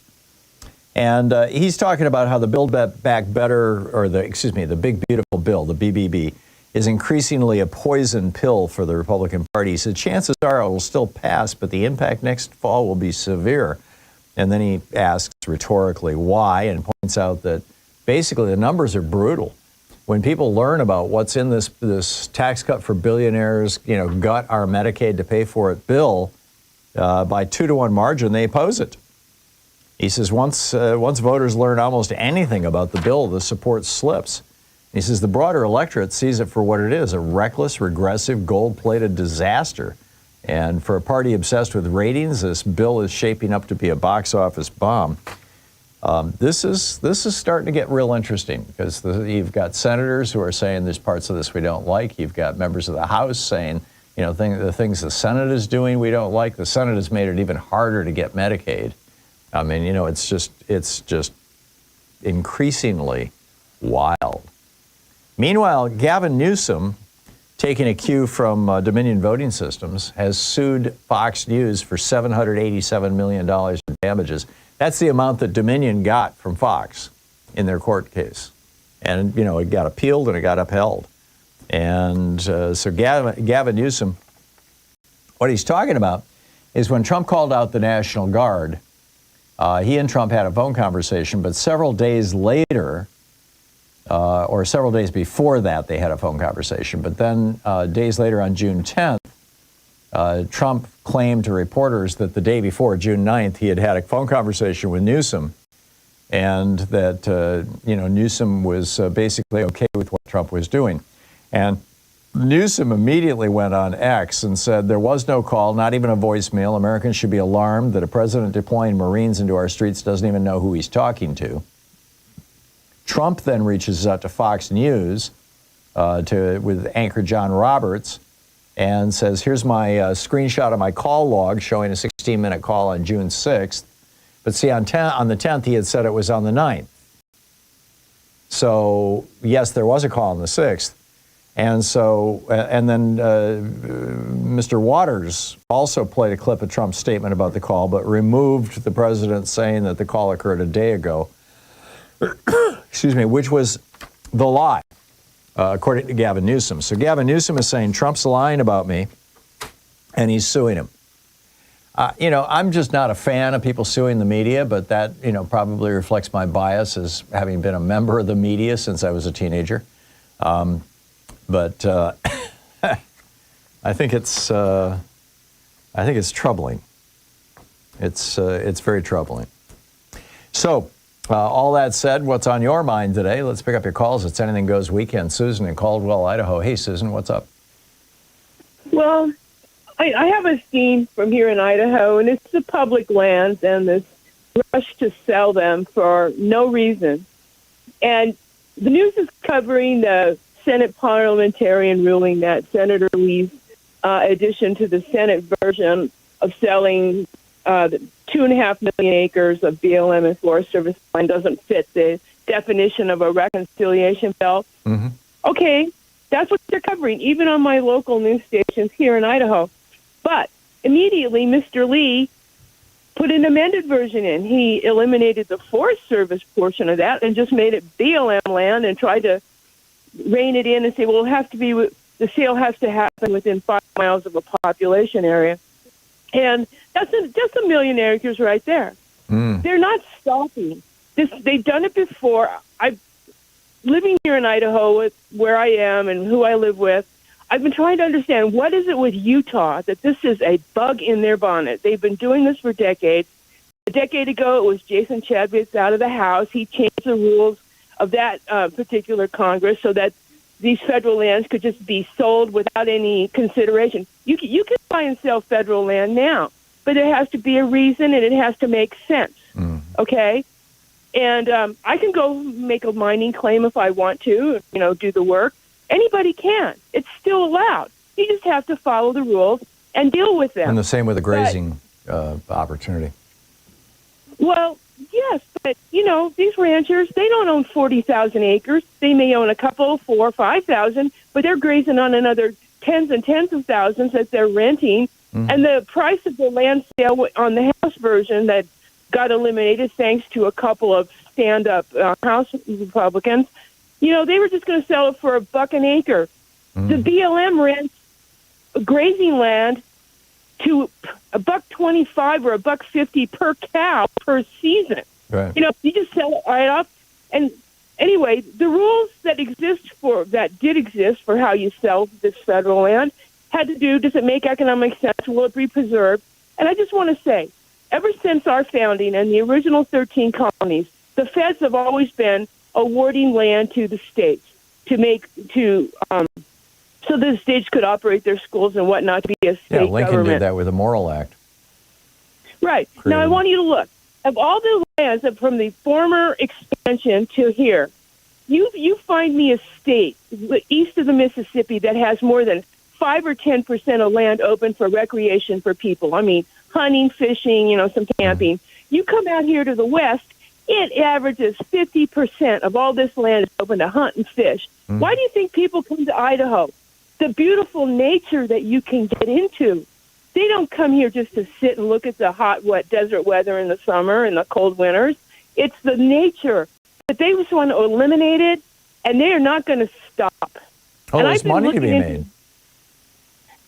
Well, yeah. You know, you've got Republican donors, particularly in the cattle industry and the extraction industries, who and you know, which includes lumber as well as fossil fuels, and you know, mining. And they're looking at these public lands and going, hey, you know, we can make money with this stuff, and we can kick that money back to Republican politicians, and those Republican politicians are thus writing the laws to facilitate it. I mean, this is Citizens United 101, Susan. I get it. And it's not like I've never had this access before. Like this rule change about building roads that have been restricted for 2 decades. Well, you know what? If you negotiate with the feds, you get what you want. Idaho and Colorado have a separate agreement with the feds where we can go into our pristine wildernesses with a plan and a reason to build roads to do what we need to do to, you know, let our states operate. You know, it is able to do, and they are lying through their teeth. I just want people to understand this isn't over. Please keep your ears open.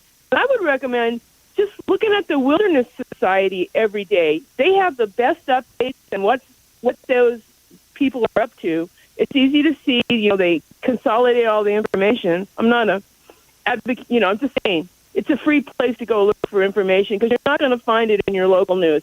Because the whole, even on NPR, look, the parliamentarian took away this, you know, bad 2 million acre sale. No, that one, but now here we already have another 1 million acre substitute. Yep. It's not going to stop as long as these people are in power. As you say, it's Citizens United. I don't know what to do with these people around here. They're all united against it, but they vote for these people. Crazy. Yeah. Well, somebody needs to point out to them, you know, who this is benefiting. Susan, thank you very much for the call. Great rant. It's 15 minutes past the hour. It's Anything Goes weekend here on the Thom Hartmann Program. I'll be back with more of your calls in just a moment. Stay with us.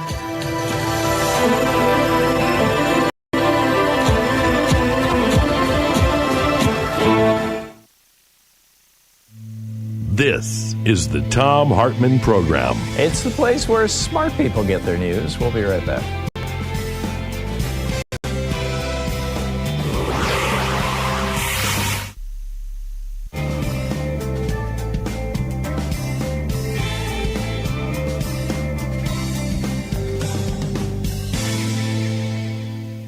And welcome back. CJ in Shreveport, Louisiana. Hey, CJ, what's up?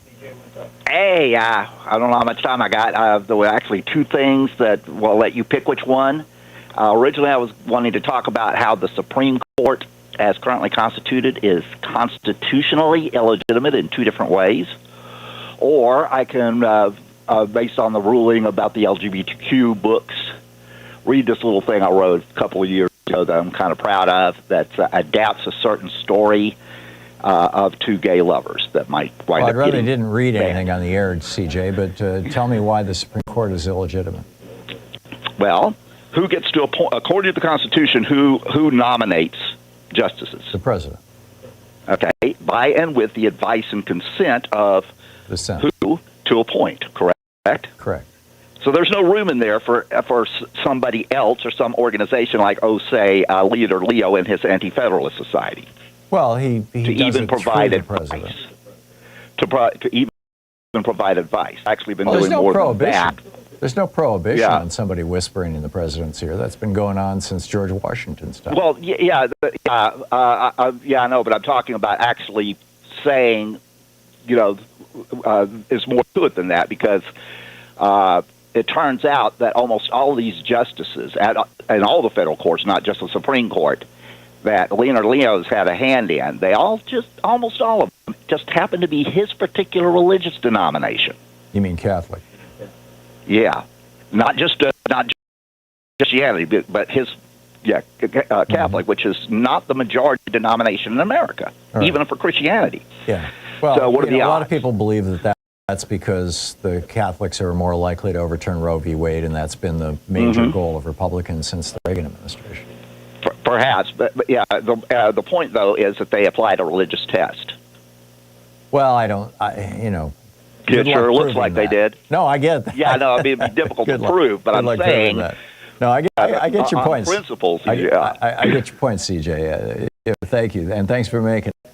Stephen in Silver Springs, Florida. Hey, Stephen. Thanks for watching Free Speech. What's up? Hi, Tom. Thanks for taking my call, Tom. I'm a first-time caller, but I've been listening since probably mid-late 2000s. Mm-hmm. But I'm on a speakerphone. If you can't hear me I hear correctly, you just fine. let me know. Okay, thanks, Tom. Tom, my opinion of Chump, I call him Chump. He's a psychopathic antichrist, and the key word is antichrist. I looked up the definition, and it seems to apply. But I just wanted your opinion. I'm sure you talked about this before, but I just wanted your opinion. Well, he certainly demonstrates the antithesis of the things that Jesus taught. Forgiveness, love your neighbor, welcome the stranger, feed the hungry, house the homeless, visit those in prison, surrender your wealth and serve the poor, heal the sick. I mean, these are basic tenets that you'll find in the Sermon on the Mount, most of the book of Matthew, certainly, Matthew 25, as well as the stories in Luke and Mark and John. How about magnetic personality? Magnetic personality? Yeah, in other words, people are drawn to him. To Trump? Well, he's very charming. I mean, about that. He's a very, very competent salesman. He's the music man, only... Yeah, well, thanks, thanks, man. Thank you, Stephen. Although at the end of the movie, the music man turned out to have a heart of gold. I don't think that's going to happen with Trump. We'll be right back. It's 20 minutes past the hour.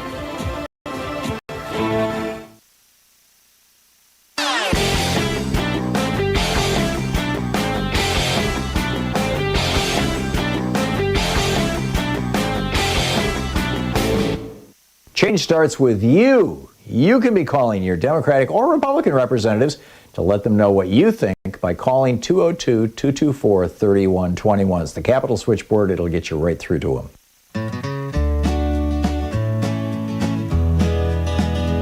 Well, I woke up this morning, turned on my screen, saw Trump and Musk in a Twitter war scene. One said, I bought the Senate. The other said, so I bought the man who runs your favorite show. They're punching and posting and flexing their might while the rest of us wonder who shut off the light. Democracy's wheezing in a billionaire fog just as Roberts walks his billionaire dog. Who owns America? Is it Bezos, Musk, or Vlad? Who bought the Constitution with a platinum Amex pad? It ain't we the people that ships in distress. It's a yacht club cage match in a democracy mess. Oh, say, can you see? We've been repossessed. Welcome back. 21 minutes past the hour. Picking up your calls here. John in Minneapolis. Hey, John, what's up? Well, I got two real quick points for you, and I'm starting to see a lot of it out online and in feeds, stuff like that. Where the heck are our Democratic leaders? I see Chris Murphy out there. I see Representative Stansbury, AOC, and Bernie, but that's about it. I would think they'd be out there screaming about what's going on, trying to stop it, but it seems to be the sense of everybody out that they're not doing anything, and we're screaming, do something, anything, to let us know you're there. They're not doing that. Yeah, and that is really frustrating. And if they don't start doing it, they're not going to have anybody left to support them come 26. I agree. Ken Martin seems to think that his job as chair of the DNC is to raise money, and that's obviously and certainly a big part of it. But I get 15 to 20 of those a day asking for money, and they keep asking for money. Say, we're going to do this, and they don't do it. Yeah, they just ask for more. I would money argue so that the leader of the DNC is the leader of the DNC. He's the head of the Democratic Party at the moment, and he should be out there making policy statements and putting together a shadow cabinet and pushing back. And I'm very disappointed that he's not. John, thank you for the call. Don in Watertown, South Dakota. Hey, Don, what's on your mind today? Thanks for listening to Sirius XM. Yeah, hi, Tom. Assuming the crooked Supreme Court will allow another presidential election, I think we have to elect a Democrat and pack the Supreme Court. I mean, this has gone on too long. I'm with you. This, of course, a wholly owned subsidiary of MAGA. Yeah, Biden should have done it. Yeah, he should have. But I think now if we elect a Democrat, I think the will be there to do something about the Supreme Yeah, it may. Court. I mean, had Biden tried to do it, Sinema and Manchin would have stopped him anyway. But yeah, that's what I mean. I think now is a good time to try it, and it won't do any good to impeach the ones on there already because Trump will just dip into the cesspool sewer and dig out some more of the same. Yeah. Yeah, the big question is going to be the state of the economy next year, frankly. I think it was the state of the economy and COVID that took down Trump in 2020. But we have to recognize that as the racist in chief, as the guy who is most responsible for making sure that, black and brown people can't get into this country and are being evicted from this country, Donald Trump has a lot of popularity among white people in America. I mean, it's Woodrow Wilson all over again. And Wilson was a Democrat, for God's sake. But, here we are. So, yeah, I get it. Why can't we just ignore the Supreme Court like Trump does? Well, because there's other courts that will enforce their rulings. They won't enforce them against Trump, but they certainly would enforce them against you and me. Don, thanks for the call. Mark in Sauk City, Wisconsin. Hey, Mark, what's up? Yeah, well, at first I mentioned that Bill Moyers passed away, I think, yesterday. Yeah, and it's a loss. He was a good man. He and I corresponded a number of times, and I spent a weekend with him at Norman Lear's house in Vermont, him and his wife years ago, and what a remarkable man. We had quite a conversation. Used to watch him all the time, but I can't help but think that because Article 1, Section 9 prohibits ex post facto law, that anybody who is a citizen today, born prior to this decision, that is actually a citizen because you can't retroactively change the rules. And it's actually supposed to be Congress that is supposed to be adjusting any kind of naturalization or Article 1, Section 8. Congress is supposed to be setting the naturalization rules, not the President of the United States. Correct. And I would point that out. It's going to be interesting to see if there are any states now that take Trump's executive order to heart and start refusing to issue birth certificates to children who are born of people who are not U.S. citizens. I'm guessing that there will be, and that's going to be the basis of what gets us to the Supreme Court this fall. But we'll see. And I'd recommend for people, rather than just getting a copy of the Constitution, there's some really good issues of the Federalist Papers there. Mine actually, Clinton Ross Tier edition that actually has the Declaration of Independence and the Articles of Confederation, in addition to annotated Federalist Papers in the original language, which is useful to read. Yeah, they're fascinating. The other thing that's really worth reading is James Madison's notes on the Constitutional Convention. Yes, including in James Madison, I was reading that he was condemning, he more or less kind of condemned slavery.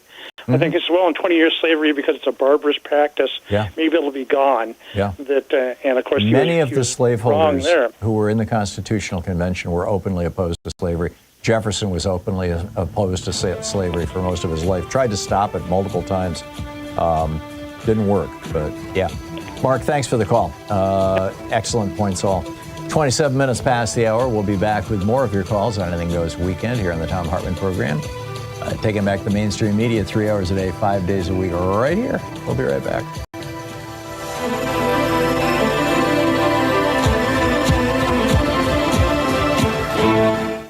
You're listening to the Thom Hartmann Program. Call 202-808-9925. Helping you win the water cooler wars. I'll be right back with your calls.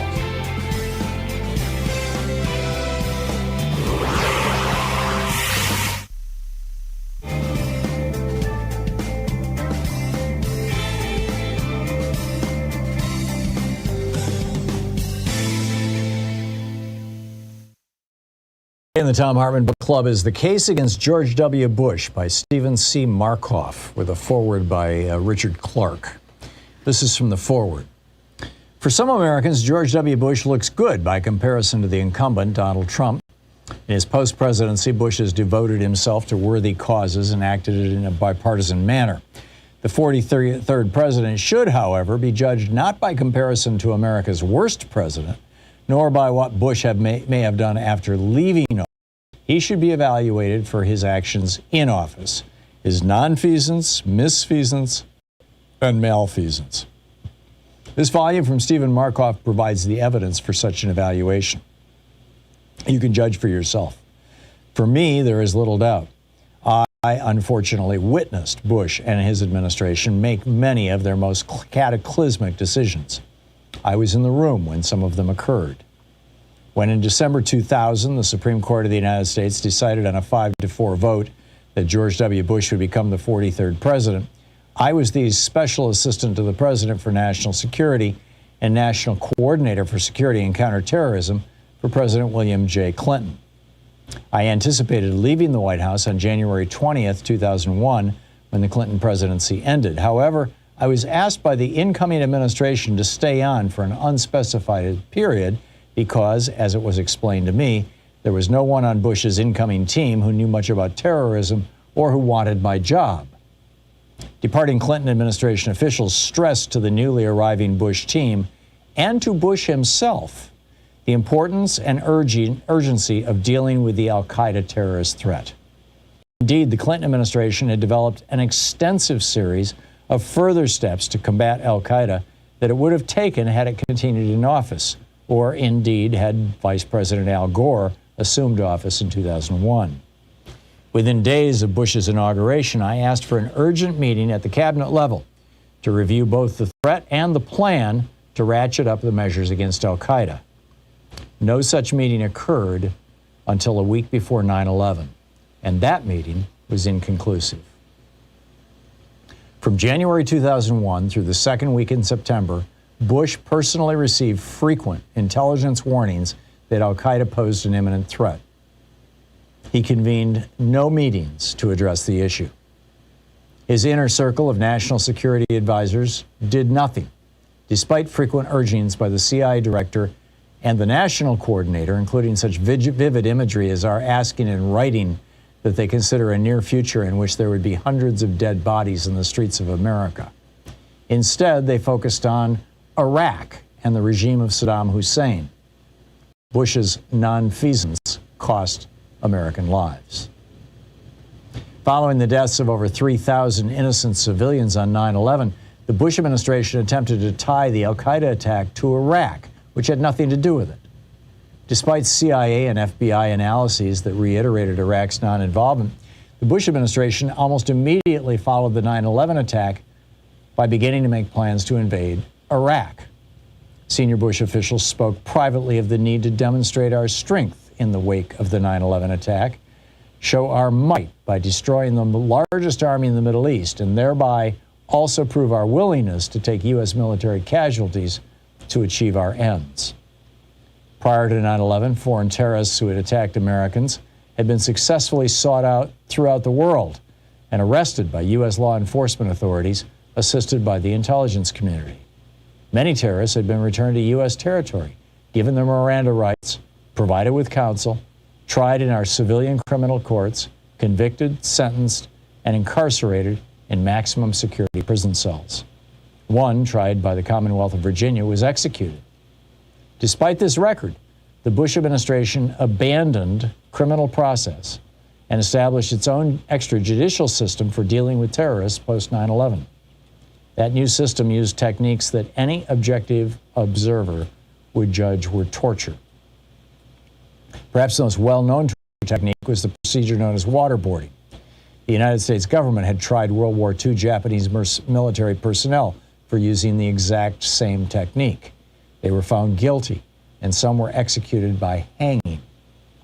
The United States Senate's Committee on Intelligence conducted the most extensive oversight and investigation and examination in its history on the issue of torture during the Bush administration. That voluminous study concluded that torture was employed and that it had not, despite administration claims to the contrary, uniquely revealed information that had prevented terrorist attacks. To the contrary, it showed that tortured prisoners, unable to satisfy their interrogators with information that the terrorists did not know, instead guessed at what kind of story would stop the torture and then fabricated information of the kind they thought their prosecutors wanted to hear. Bush was not only aware of the torture, he approved it. His role in giving authorization for such acts can rightly be considered criminal malfeasance, as should his orders to invade Iraq. Among the many justifications the Bush administration considered for their invasion and occupation of Iraq, they chose finally to make the alleged weapons of mass destruction existence their chief complaint. The book, The Case Against George W. Bush by Stephen C. Markoff.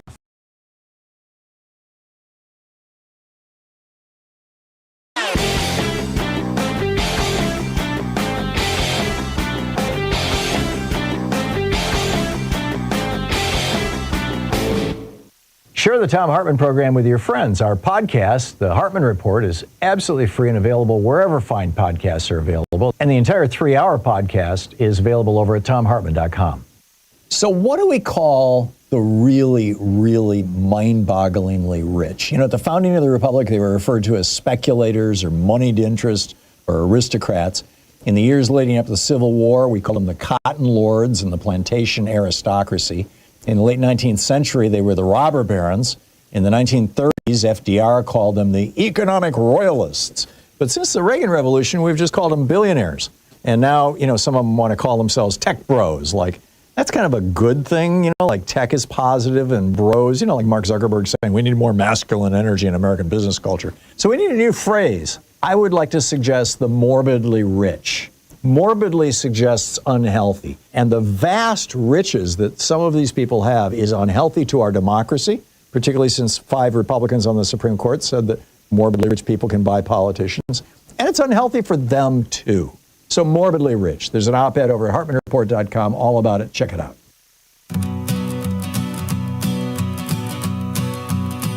He said just day one, but we knew the score. Now he's sending troops to settle old score. Play streets to the Capitol's dome. He's making this land feel less like home. He's a dictator with a MAGA crown, turning our freedoms upside down. Laughs off the laws, says it's just a game, but democracy's torch is losing its flame. Back 36 minutes past the hour, picking up your calls here. Chris in Dallas. Hey, Chris, what's on your mind today? How you doing today?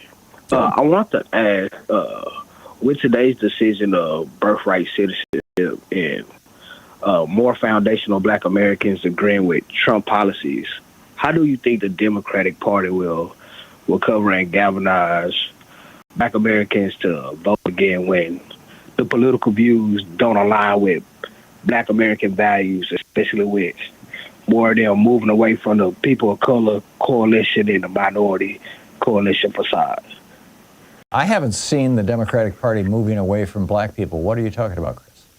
No, I'm saying black people moving away from the Democratic Party. Why do you think that's happening? Because I really feel like the people of color and the minority coalition has negatively affect Black Americans, and that's why you see more Black Americans kind of like owning up to their Americanness and separating themselves from immigrants of color lately. Mm-hmm. So in other words, black people are not immune from racism and misogyny, and so there are some black people who are going to be, you got Kanye out there talking, doing his Heil Hitler. So there are some black people who hate brown people or who hate women or who hate Jews, and they're going to move to the Republican Party. I don't see why anybody else who's black would, but I don't see why anybody else who's white would either, frankly, other than being rich. What am I missing? I think it's more of like the benign neglect since the late 60s have like impacted more black people, and then like lumping Black Americans up with like people of color like it's one big group. And well, what would the opposite of benign neglect look like? I mean, honestly, like I'm from Texas, and like I'm a descendant of slaves, and how I look at it, more black people are understanding like you can't get rid of racism. So we mostly are getting to the point where you can go somewhere where racism you can deal with, because you can't force somebody to or deal with you. So you might as well deal with like-minded people, or you can't use the law. Yes, but not necessarily always in black people favor, because we people pay our politicians, people pay our judges. Sure. And and they're screwing white people too. But I get your point. Yeah, I understand that, but when it comes down to how like black people think, like kind of how most people lump all black people the same. That's kind of how like black people look at the system and just white people, period. Yeah. So I feel like it's more people starting to understand the values of the Reconstruction period, of the separate but equal, and I understand why a lot of black people are supporting the birthright citizenship decision, because when you kind of look at it, it does supposed to apply to just descendants of slaves, and then you have to be nationalized if you're not a descendant of slaves, if that makes sense. Yeah. So you just don't want more brown people becoming citizens?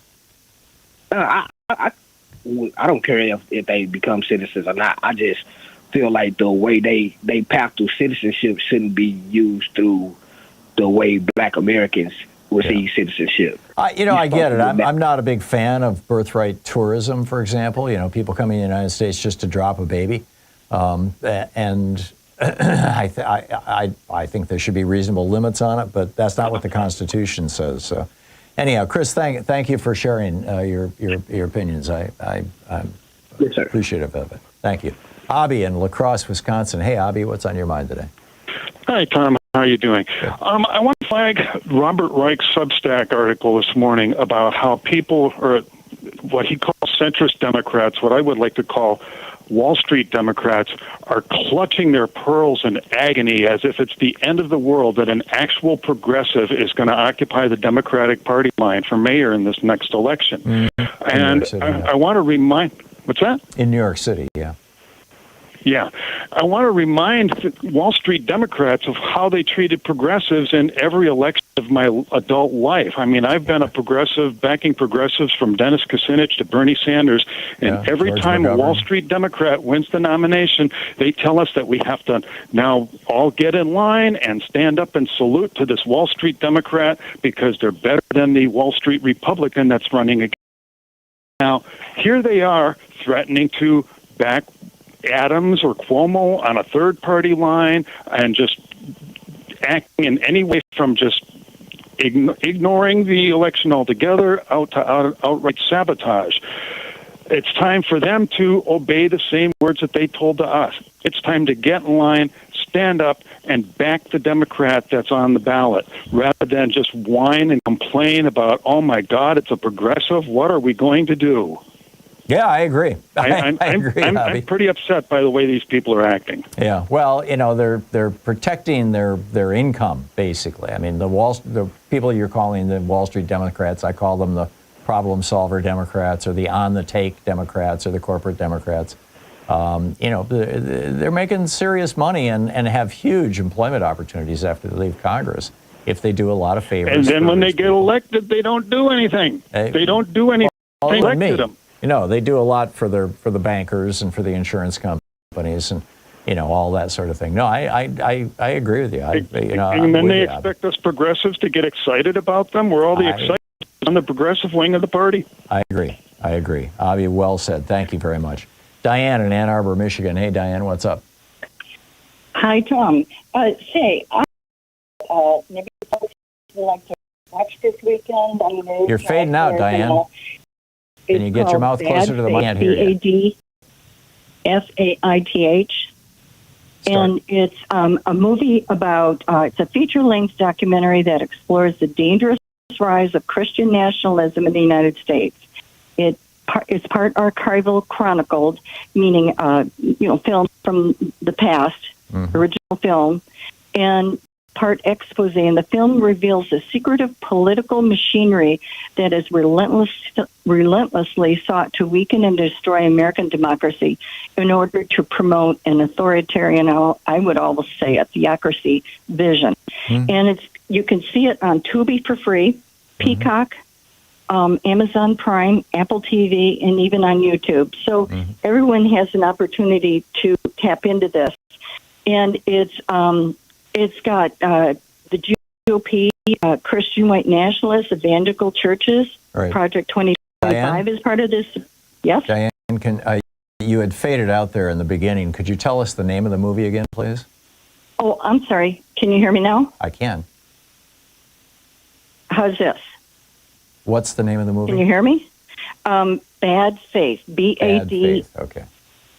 FAITH. And Rotten Tomatoes gave it 100%, and it's all about the Christian white nationalism. Oh, I'm familiar with it. Okay, Yeah, it's a good one. People should watch it this weekend for the 4th of July. There you go. It's eye-opening. Okay. Diane, thank you very much. Great talking with you. It's 44 minutes past the hour. That's right, the 4th of July is coming up. Holy cow. It's 44 minutes past the hour. I'll be back with more of your calls here on Anything Goes Weekend. Stick around.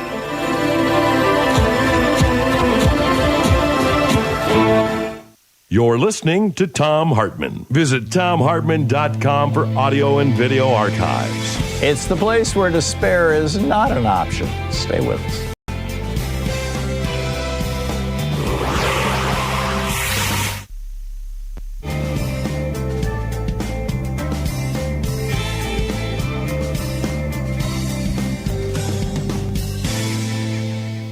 And welcome back. Joe in Seattle. Hey, Joe, what's on your mind today?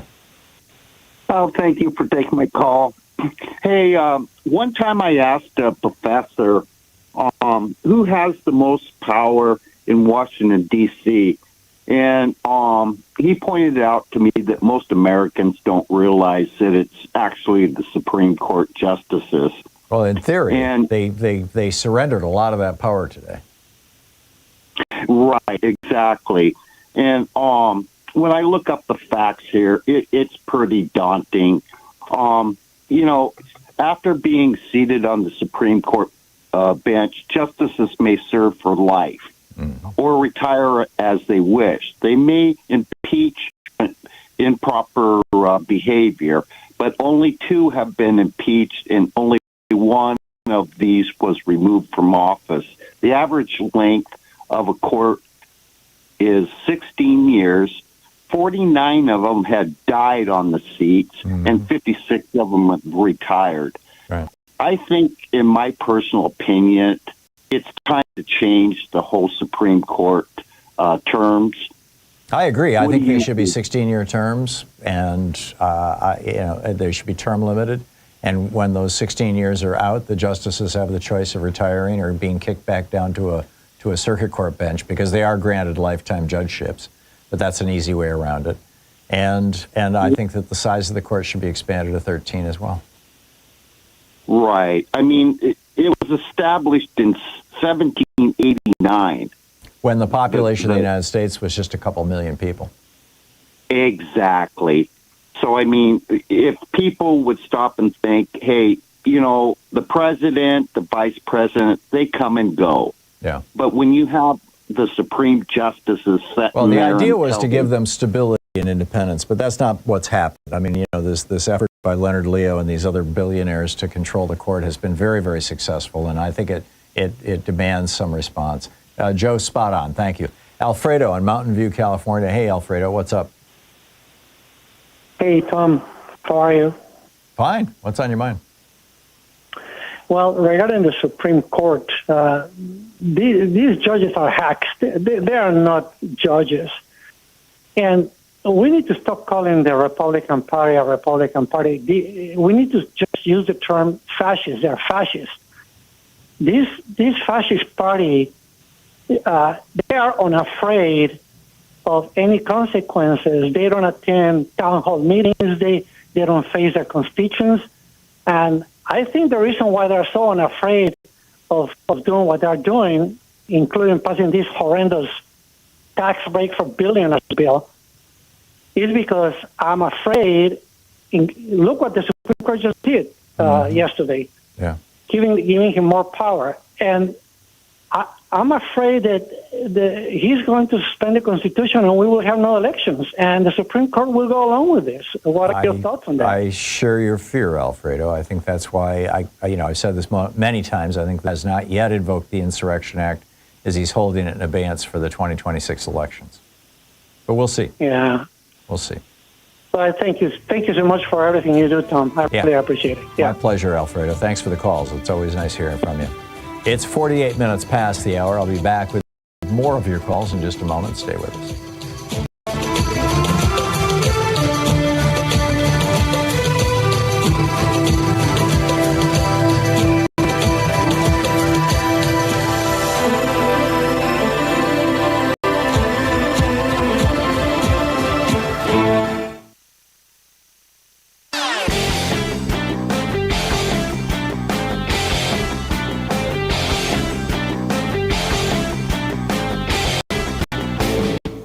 Our daily song is now available on Spotify, Apple Music, Amazon Music, YouTube Music, Pandora, Tidal, Deezer, iHeartRadio, and a whole bunch of other platforms. Just look for songs by Louise and Thom Hartmann. Check it out. So between his tax cuts and crashing the debt ceiling and shifting billions of Treasury dollars into crypto and tariffs and all this other stuff, Trump is threatening to crash our economy. And he doesn't seem to be particularly worried about that. Why would that be? Well, first off, economic disasters are great excuses to cut taxes. Both Reagan and George W. Bush used recessions as their excuse to stimulate the economy by cutting trillions from the taxes of billionaires.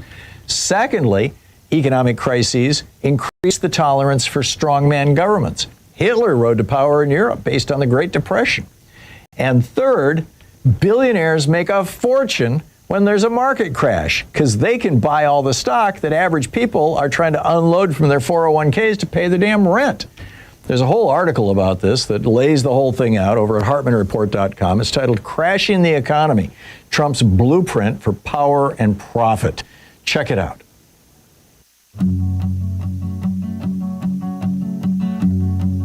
Getting up your calls here, Lee in Jonesboro, Tennessee. Hey, Lee, what's up? Hey, Tom, thank you so much for taking my call. I got a couple of quick questions, and I very much appreciate your unvarnished opinion. My first question is this. Do you think that the recent decisions made by the Senate parliamentarian are going to stand, or is the Republican Party in the Senate just going to ignore it and violate Senate rules? And my second question is, and you touched on this very briefly with the previous caller, in 2026 and 2028, do you think we're even going to have elections, or is Trump going to try to find some excuse to declare martial law, postpone or invalidate the elections, or just have so much massive voter suppression that if we do have elections in 2026 and 2028, will the will of the people, even be heard? Well, the will of the people wasn't heard in 2024. Over 4 million people were prevented from voting, or their votes weren't counted, as Greg Palast documents, and that's what put Trump in the White House. But and I expect a whole hell of a lot more of that in the next 3 years over the 26, 28 elections. Whether there will even be elections or not, I'd say probably the odds are 80, 90% that there will be. The odds that they'll be rigged, at least in the red states, 90, 100%. Like I said earlier, I think that one of the reasons Trump hasn't declared a state of emergency under the Insurrection Act is because he's waiting for the elections to do that. But we'll see. With regard to respecting the wishes of the parliamentarian, when Democrats were in control of the House and Senate, and Joe Biden wanted his debt relief, in a reconciliation bill. This was debt relief for student borrowers. The Senate parliamentarians stripped it out. And on this program, I yelled and screamed about it and said, that Schumer should ignore her and fire her. I really went off on it. It's the same parliamentarian. It's the same person. And she's telling the Republicans they can't do it. And Schumer ignored me and respected her opinion, which is probably the right thing to do. Whether John Thune, who's the Senate Republican leader now, he's taken over from Mitch McConnell, and he'll be the decider on this, basically. Whether he's going to respect her wishes or not is unknown at this moment, but my guess is that he will, and that they're going to have to go back to the drawing board. So we'll see how it shakes out later. Thune stated that he was going to honor what the Senate parliamentarian, decided, but I'm just worried whether or not that's going to stand. If he's going to be, I think he will. Pressured. I think he will. It's going to change his mind. be. I hope so. Just like when the parliamentarians screwed the Democrats, and there was lots of sturm and drang on the left, including myself. I think you'll have, lots of ranting and raving on the right and on Fox News and whatnot. But I suspect it'll hold. Lee, thank you for the call. Bill in Clifton, New Jersey. Hey, Bill, what's on your mind today? Yeah, hi.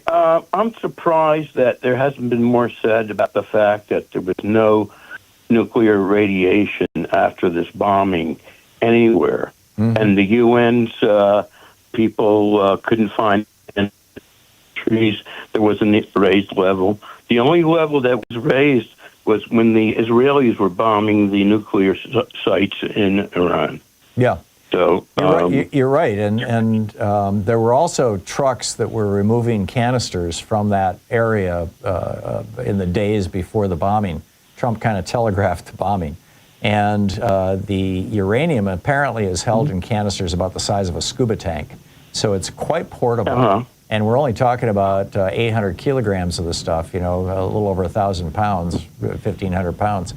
So I'm guessing that they got it all out of there, and right. Well, one of the things that Trump said is it's so heavy you can't move it. I don't think he was aware of forklifts at the time.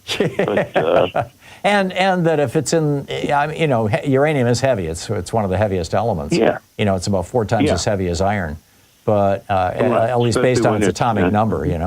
But if that's the case, that doesn't mean that that would mean that a cylinder, a scuba tank size cylinder of uranium, if it was steel, it would probably weigh 100, 200 pounds. If it's uranium, it probably weighs 400, 500 pounds. But you're right, they have invented these things called forklifts, and you could also, if old-fashioned, you can just get 4 or 5 guys going heave ho.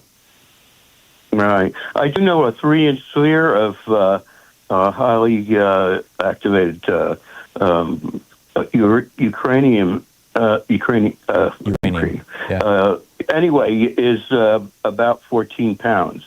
A 3-inch ball of that. Oh, that's interesting. Material. Yeah. Yeah. And that's the size they usually have to bring, maybe a little bit bigger to be put into a bomb. Right. And but this is one of the questions that people on both the left and the right are asking is, if you blew up that site, where did the radiation go? One theory is that everything just collapsed in on top of it, and that's the theory that the Trump folks are promoting. They may be right. The assertions on either side are just speculation right now. Right. What would Iran do with a nuclear bomb anyway? They're going to bomb Israel. They're going to bomb Jerusalem. They're going to do the same thing North Korea and everybody else is doing with nuclear bombs. They're going to say, "You hit me, I'll hit you back." That's why they got it. That's because they were the mutually assured destruction of evil. Yeah, it's deterrence. Right. I'm with you, Bill. Good to hear from you. Thank you so much for the call. We'll be back on the other side of the break with more of your calls and more of the news of the day. Stay tuned. It's the Thom Hartmann Program. Speaking the truth, the multinational corporations would really rather you didn't know all about it. I'll be right back.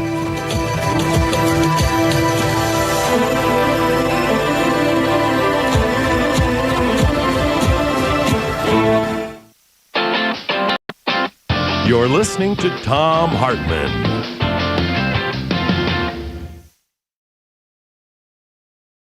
In addition to bringing you the Thom Hartmann Program here on Free Speech TV and Video Media Online, we also have a whole set of ways you can interact with us and tools you can use to spread the word about the importance of democracy and the threats to it in our republic. First, there's your daily homework. Sue Nethercutt puts together a daily email newsletter that has a link to every story I discuss on the air, so you can find my sources and you can share them with your friends. It's free and you can sign up at thomhartmann.com. Second, I publish my daily take every day over at the HartmannReport.com website. That's also free if you want the daily 5 days a week rant in your inbox. No ads either. Third, we have the podcasts. There's the free 1-hour version of our daily show that's advertising supported. You can find that wherever you get your podcasts normally. And then there's also the podcast of the entire 3-hour show with no advertisements, and that's available by subscription over at thomhartmann.com. So check them all out at thomhartmann.com and hartmannreport.com.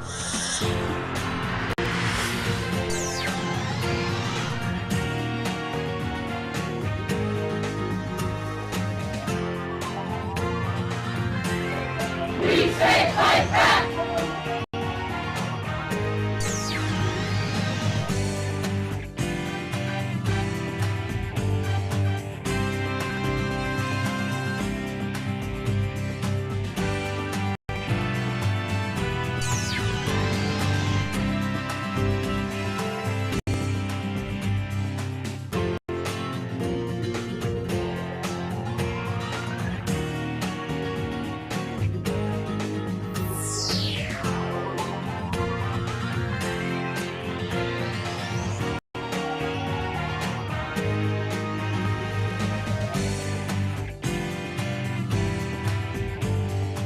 Our book today in the Thom Hartmann Book Club is the second, Race and Guns in a Fatally Unequal America by Carol Anderson. This is from the introduction. It was like a snuff film, that July 6th, 2016 live stream. Philando Castile sat in his car, buckled in, bleeding, dying. "Why did you shoot him, sir?" asked his fiancée, Diamond Reynolds, pain piercing her every word. Castile, who had been pulled over in a suburb of St. Paul, Minnesota, because his quote, wide-set nose, end quote, supposedly resembled that of a robbery suspect, had been reaching for his ID, but in order to avoid any surprises, let the police officer know he had a gun with him, a legally permitted, right-to-carry concealed gun. That was all the cop needed to know. Officer Geronimo Yanez began shooting. Castile's death came just one day after Alton Sterling's down in Louisiana. He, too, was carrying a gun, which was not unusual in this right-to-carry state. Granted, Sterling had a felony conviction, so owning a firearm was, for him, illegal, but he had been robbed before and wanted protection. On July 5th, 2016, the Baton Rouge police received a 911 call that there was a man with a weapon threatening customers at a local convenience store. As officers rolled onto the scene, they saw Sterling sitting there, selling CDs and DVDs, just as the store owner allowed him to do and indeed welcomed. The threatening man was not Sterling. In fact, there was no threatening man. It had been a prank call, but that didn't matter. Within a few minutes, police had thrown the black man down, pinned him to the asphalt, and then started yelling that Sterling had a gun. He did. It was in his pocket where he could hardly reach it, what with the officers squatting on both his legs and one arm. Nevertheless, the police began firing round after round into his prone body, point blank. Blood poured out of his chest. But not for long. Alton Sterling was dead. The back-to-back deaths of these two black men police had shot for carrying guns should have jolted into action the Second Amendment's staunchest advocate, the National Rifle Association. In 1995, for example, the organization's denunciations flew fast and furious when it contended that law enforcement not only overreacted, but went out of its way to kill gun owners. Angered by the deaths at the Branch Davidian compound in Waco, Texas, and the siege and firefight at Ruby Ridge, Idaho, both of which were sparked by federal agents serving warrants for weapons violations, Wayne LaPierre, the NRA's executive vice president, angrily wrote, quote, "If you have a badge, you have the government's go-ahead to harass, intimidate, and even murder law-abiding citizens," end quote. He further denounced cops as, quote, "jackbooted government thugs who have more power to take away our constitutional rights, break in our doors, seize our guns, destroy our property, and even injure or kill us." Nearly 2 decades later, that sentiment had not changed. This was evident when Nevada rancher Cliven Bundy, who had refused to pay over $1 million in fees for grazing his cattle on public land, summoned his gun-toting, self-styled militiamen to do battle with federal authorities to prevent the seizure of his herd for restitution. Richard Mack, a former recipient of the NRA's Law Enforcement Officer of the Year award, asserted, If federal agents are going to start killing people, I'm sorry, but to show the world how ruthless these people are, women and children need to be placed in the front lines as human shields. Mack didn't flinch as he insisted, quote, women need to be the first ones shot. I would have put my own wife or daughter there on the front lines, and I would have been a screaming bloody murder to watch them die, end quote. Larry Pratt, a speaker at the NRA's 2014 National Convention, commenting on the fact that Bundy, quote, backed them, the Bureau of Land Management agents, down with automatic rifles and other deadly weaponry, proudly called that armed confrontation, quote, a proper, legitimate, lawful response to illegitimate, unlawful exercise of government power, particularly on the federal level, end quote. Yet how quickly the NRA's swagger disappeared when government agents gunned down Philando Castile and Alton Sterling for merely carrying guns. Sterling's death didn't even merit acknowledgement. As for Castile, the NRA broke its silence only after inordinate pressure from African-American members led the gun manufacturers' lobby to issue a tepid statement that the Second Amendment was applicable, quote, regardless of race, religion, or sexual orientation. When pressed further by many of its members to stand up for Castile, the often fierce organization demurred, saying it was, quote, important for the NRA not to comment while the investigation is ongoing. This situational silence did not go unnoticed. The NRA had not only loudly defended the rights of those of the Branch Davidian cult Ruby Ridge, men who had actually shot and killed members of law enforcement, but the organization had also doubled down on calling for more guns in the face of mass shootings in a public school in Newtown, Connecticut, and a movie theater in Aurora, Colorado. Yet here, the guardian of the Second Amendment was now deliberately ignoring the inconvenient fact that black men had been killed for merely possessing a firearm. Where's the NRA? Asked journalist Hannah Kozlowska. Didn't Sterling and Philando Castile have Second Amendment rights too? David Graham in The Atlantic coolly observed that, quote, two shootings give a strong sense that the Second Amendment does not apply to black Americans the same way it does to white Americans, end quote. Washington Post columnist Eugene Robinson wrote that he saw the old Jim Crow whites only sign plastered above the Second Amendment. The book, The Second, by Carol Anderson.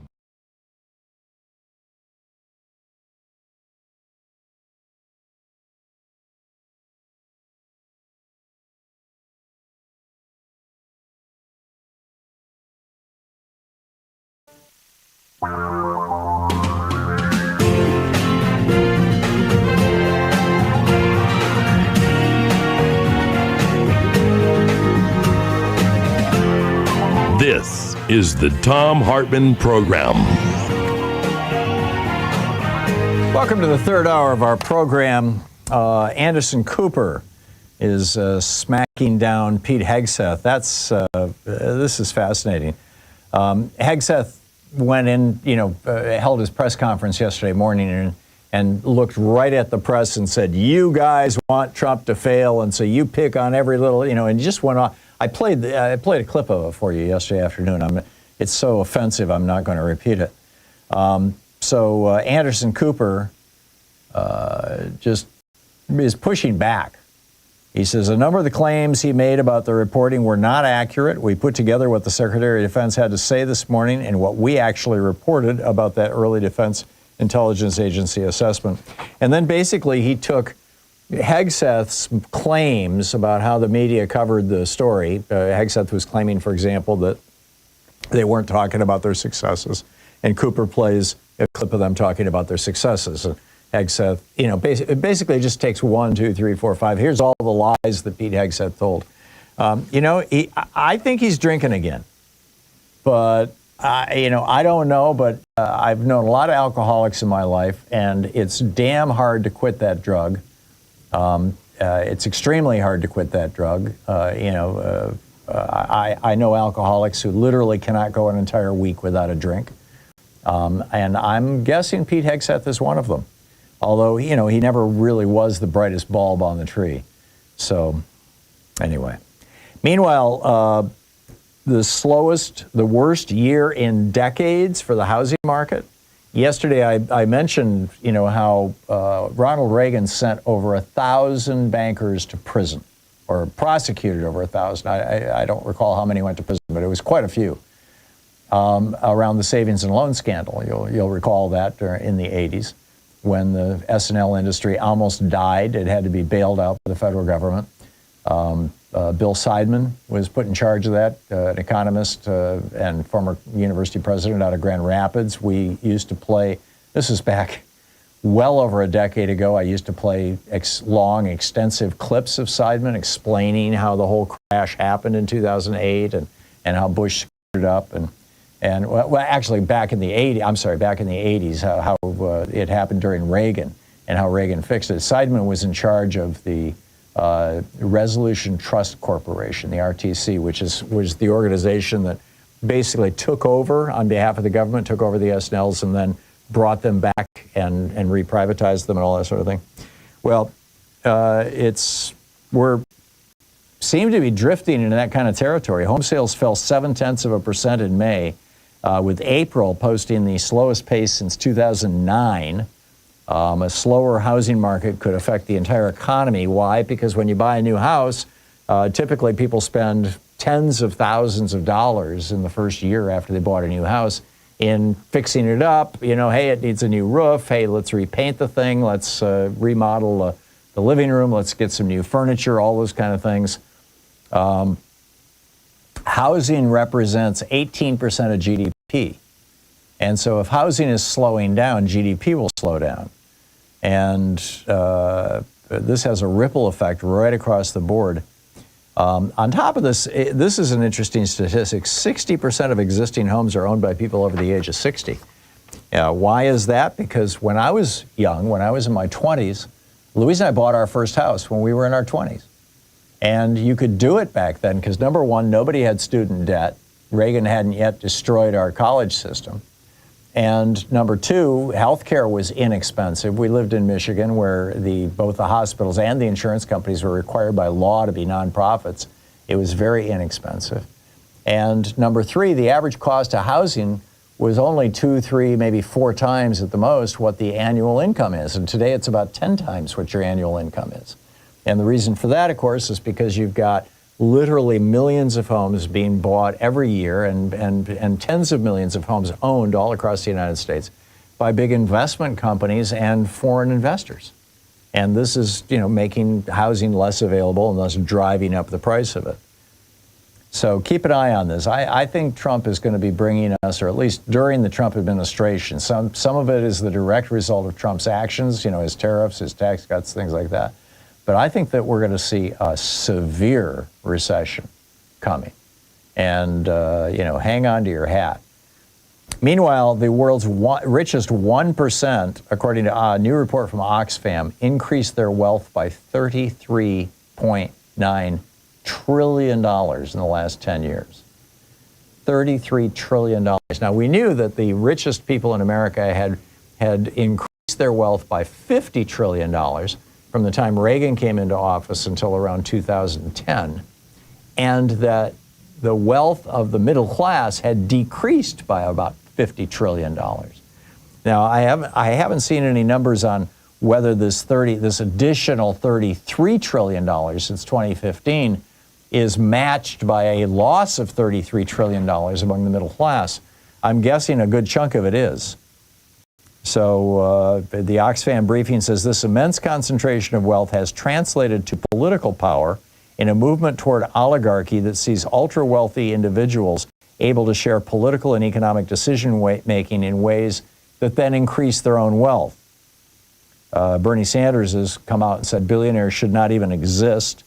Joe Biden, remember the speech he gave warning about oligarchy? People have forgotten that, but it was solid. And then you've got, Jeff Bezos and Lauren Sanchez basically renting Venice for a wedding.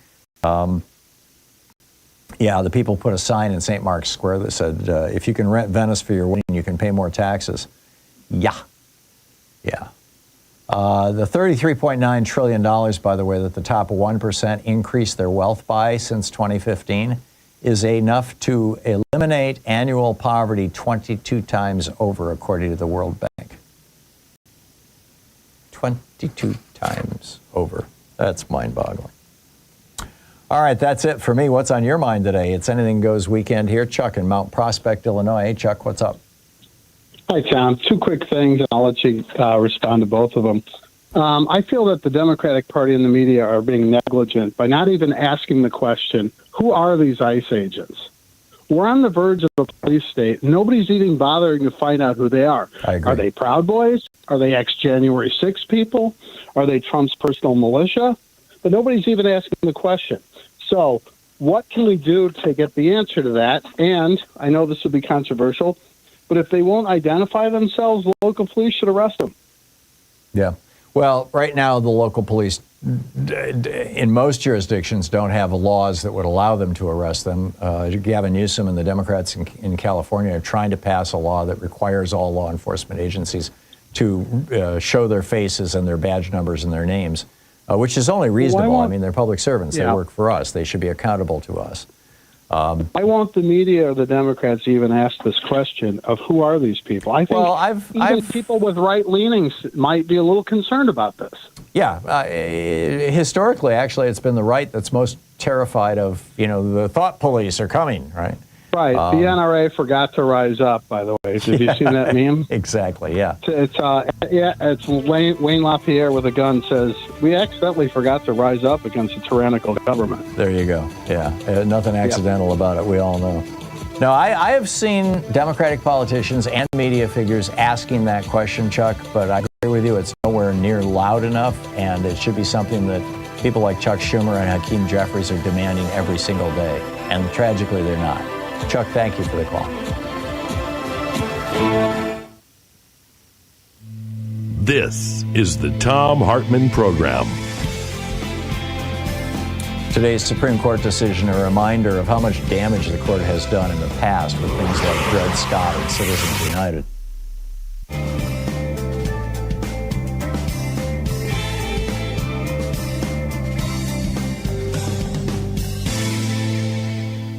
And welcome back. Happy Fria's Day, Keno.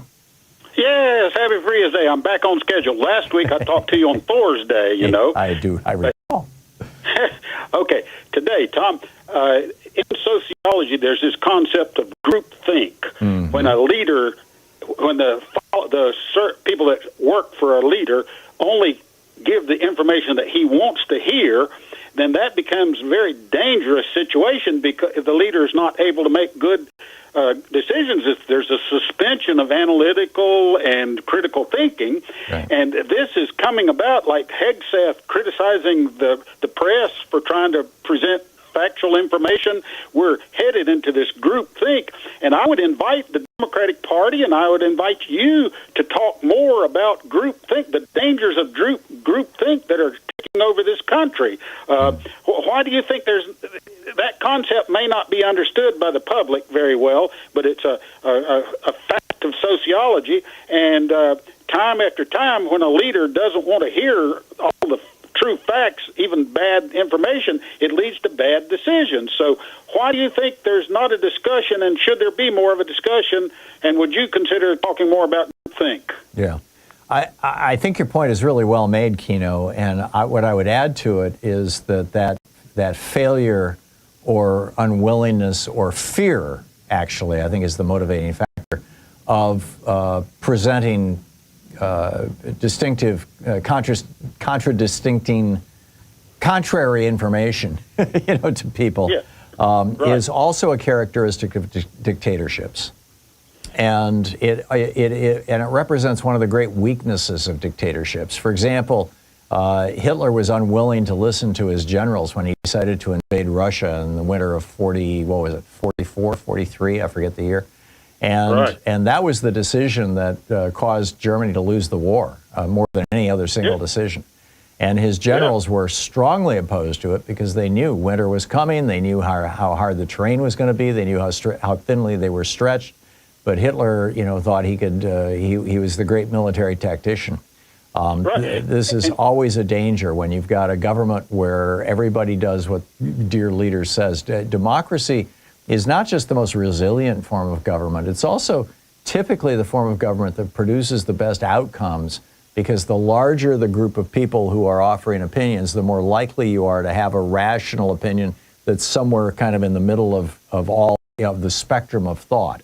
And, right. And now, these Supreme Court decisions cut back the power of judges to disagree, and this is a groupthink being promoted and exaggerated and magnified, and so I'd like to invite the Democratic Party and you to talk more about this danger, if possible. Yeah. Well, I get it. I completely agree with you, Keno, and I would take it the next step farther. I think it's more than just groupthink. Groupthink assumes, that you've got a group that is largely thinking the same way, and so they're. But this is fear of opposition, fear of truth, fear of saying anything that might contradict or offend dear leader. And that's even more dangerous than groupthink, because that's an intentional withholding of contrary information. Keno, thank you. Yeah, I'll take your advice to heart. I appreciate the call, and happy Free's Day to you. It's 19 minutes past the hour. I'll be back with you in just a second. So stay with us.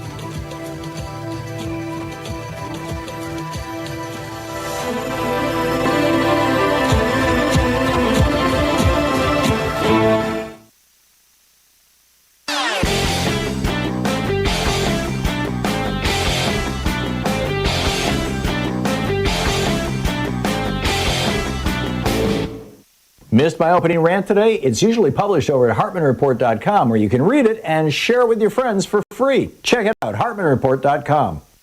They called it blood libel, what the Germans were doing against the Jews, claiming that they were using the blood of Christian children to make their matzah.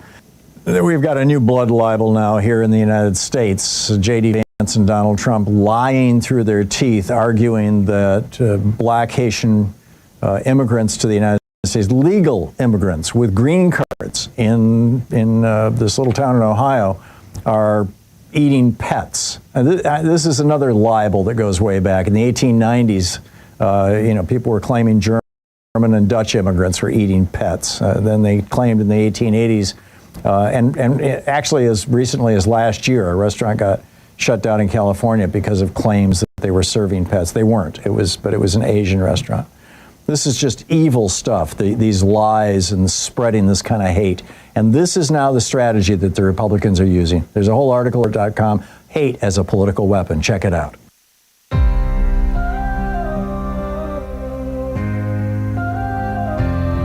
They told us to work, to dream, to strive, but stole the future while we were alive. We borrowed hope just to get through school. Now we drown in debt. They call that the rule. They took our health and sold it for gold, turned healing and learning into things bought and sold. Now we break beneath what we can't afford, while billionaires laugh behind every door. It's time to rise, time to see reparations for a rigged economy. Welcome back. 21 minutes past the hour. Picking up your calls here. Deborah in Chicago. Hey, Deborah. What's up? Hi, Tom. Thank you for accepting my call. In fact, I was listening also to free speech, but I had an opportunity to hear. I didn't hear you yesterday during your regular, but the re-airing I heard, and in fact, there was a Jerry, and there was also another gentleman. Jerry was talking about gentrification, and the other, but both of them have to do with, for me, and I don't know if they brought this up, about the young man that was nominated for mayoral in New York. And right. What he's saying in terms of helping people, that is helping really the masses of the people. And to me, that takes me back a South Side of my life born here. And thinking about the South and the West Side, where were you rhetorically when Dr. King came to Chicago, lived on the West Side? I'm sure that he wouldn't have been able to do so on the South Side, but the conditions were just as bad and appalling. But he, Mahalia Jackson, they were championing for quality of life for Black people. Would have wanted for all people, and even Mayor Harold Washington. But it was the dailies and even the Voms, and I've spoken with you about this.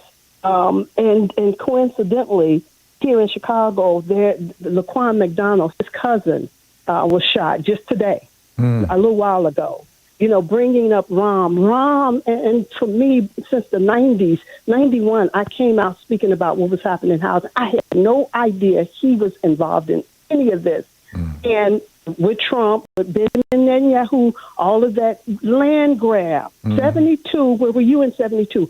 A teacher said about housing, Chicago housing, mass numbers, hundreds of thousands of people, black people, political might, that when they tear that down, there will be rich white developers that will grab that land. It's been vacant, but that's what's happening in Gaza. It's what's going to happen in Iran. And Trump is a realtor, right? Property.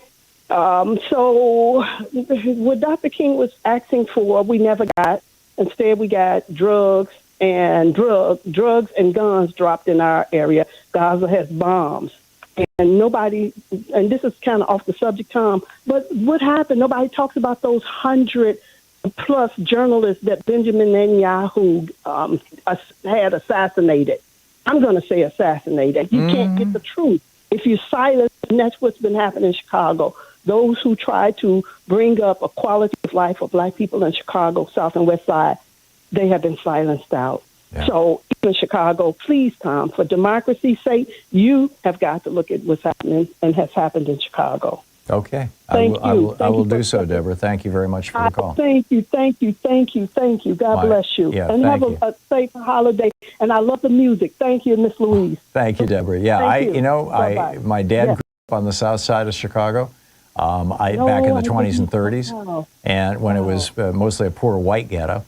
And Louise and I used to go to Chicago every Christmas and visit our friend Fred Derby, who lived there, and he was the designer for Marshall Fields, and we just do all our Christmas shopping there. Spirit back here with the truth. Yeah, we know Chicago really well. Deborah, thank you for the call. I wish you well. Thank you. Yeah, thank you.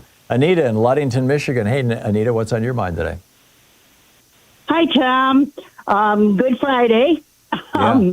I'm calling about, are you familiar with the Geo prison that opened in Baldwin, Michigan, up in Lake County? I am not. That's like the largest Midwest detainment center? No, I don't know anything about it. Oh, okay. It's a prison. I mean, they call it detainment center or facility to try to sound better, but it holds 1,800 people. Wow. And it's like 30 miles east of Ludington. Mm-hmm. And so it's out in the Manistee National Forest, basically, is all around it. This county is the poorest county in Michigan. Mm-hmm. And this facility has been opened and closed by Geo several times because of different infractions and problems. Mm-hmm. They had a big hunger strike the last time they were open because they were serving spoiled food. Right. So what's the point you're making, Anita, or did you just want to tell me about it? Okay. Yeah. Well, we have been protesting the center because it is, the Geos, they figured that they will make $70 million on this center the first year from housing immigrants, and that they look at it as a growth potential for turning brown people into profit. Yep, and worse yet, in Lake County, poorest county in Michigan, they are fighting their tax assessment that they don't want to pay their local taxes. The prison? Wow, that's incredible. The prison is. That's incredible. Anita, I got to run, but thanks for the information. I always appreciate a report from my home state. I appreciate it. Ludington, beautiful area, by the way. 27 minutes past the hour. It's Anything Goes weekend. I'll be picking up more of your calls on the other side of the break. Stay with us. You're listening to the Thom Hartmann Program. Call 202-808-9925. Defending America from the weapons of mass deception. I'll be right back with you, folks.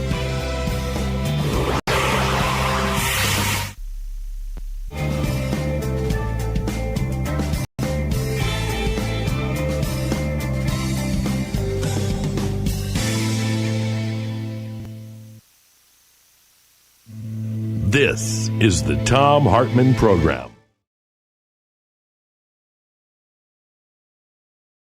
Our book today in the Thom Hartmann Book Club is the second, Race and Guns in a Fatally Unequal America by Carol Anderson. This is from the introduction.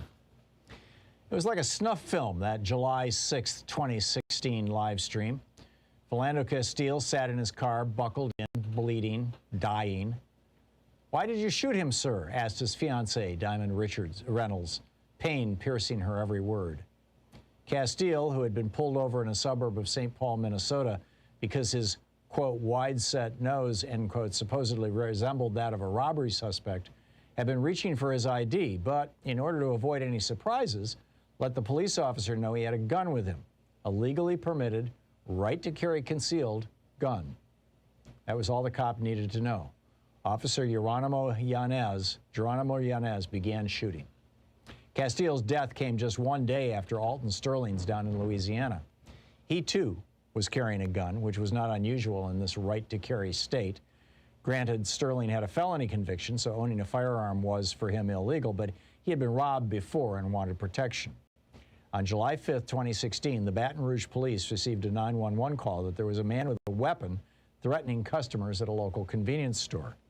As officers rolled onto the scene, they saw Sterling sitting there selling CDs and DVDs, just as the store owner allowed him to do and indeed welcomed.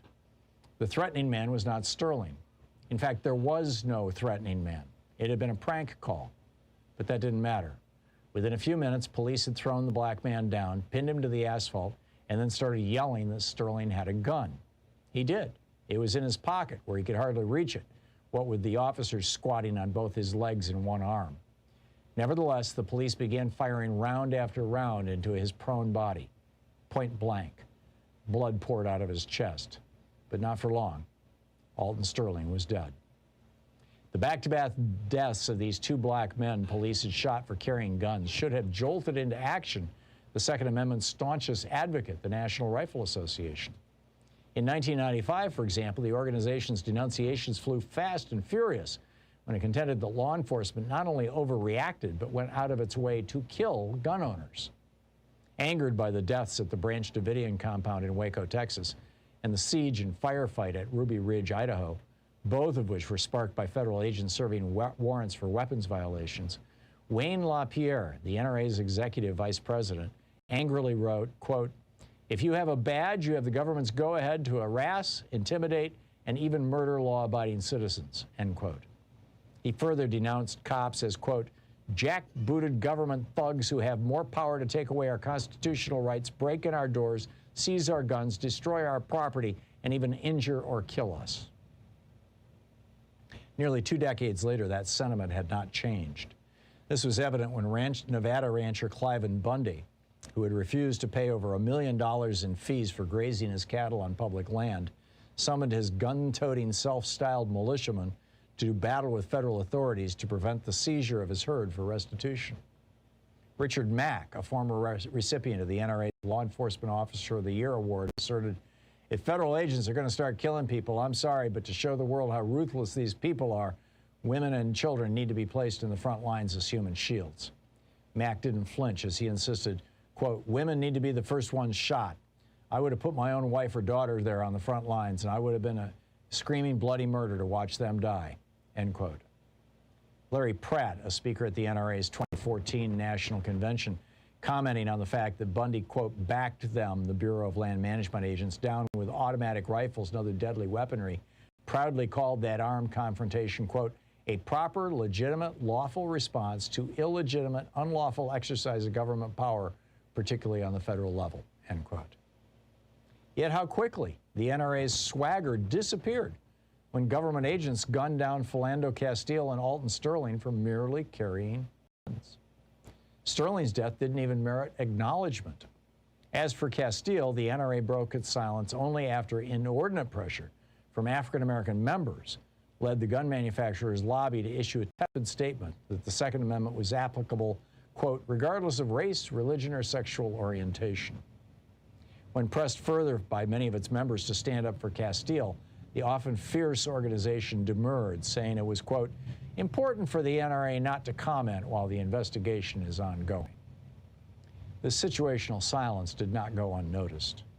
The NRA had not only loudly defended the rights of those at the Branch Davidian cult and at Ruby Ridge, men who had actually shot and killed members of law enforcement, but the organization had also doubled down on calling for more guns in the face of mass shootings in a public school in Newtown, Connecticut, and a movie theater in Aurora, Colorado. Yet here, the guardian of the Second Amendment was now deliberately ignoring the inconvenient fact that black men had been killed for merely possessing a firearm. Where's the NRA? Asked journalist Hannah Kozlowska. Didn't Sterling and Philando Castile have Second Amendment rights too?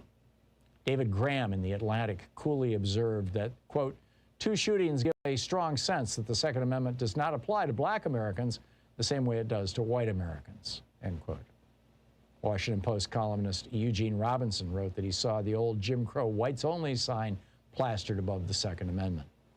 The book, The Second, by Carol Anderson.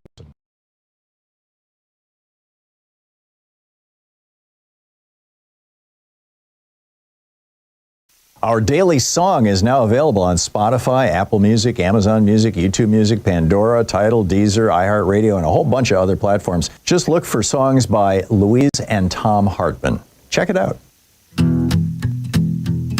Oh, Canada, you packed your snow and pride. Said no thanks, Donald, we won't let you inside. We used to share maple and trust across the line. Now you're eyeing us like Alaska in '59. Mark Carney stepped up with a banker's grin. No trade deals with fascists, we won't let you win. He warned the crowd with a voice so clear.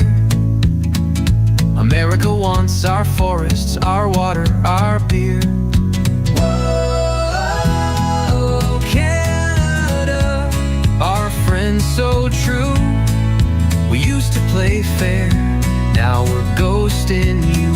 You sent us syrup, we sent you smog, but Trump came along and fed you to the fog. Now you're locking your borders and shutting your gate. Guess being neighbors ain't the same when your buddy's full of hate in your...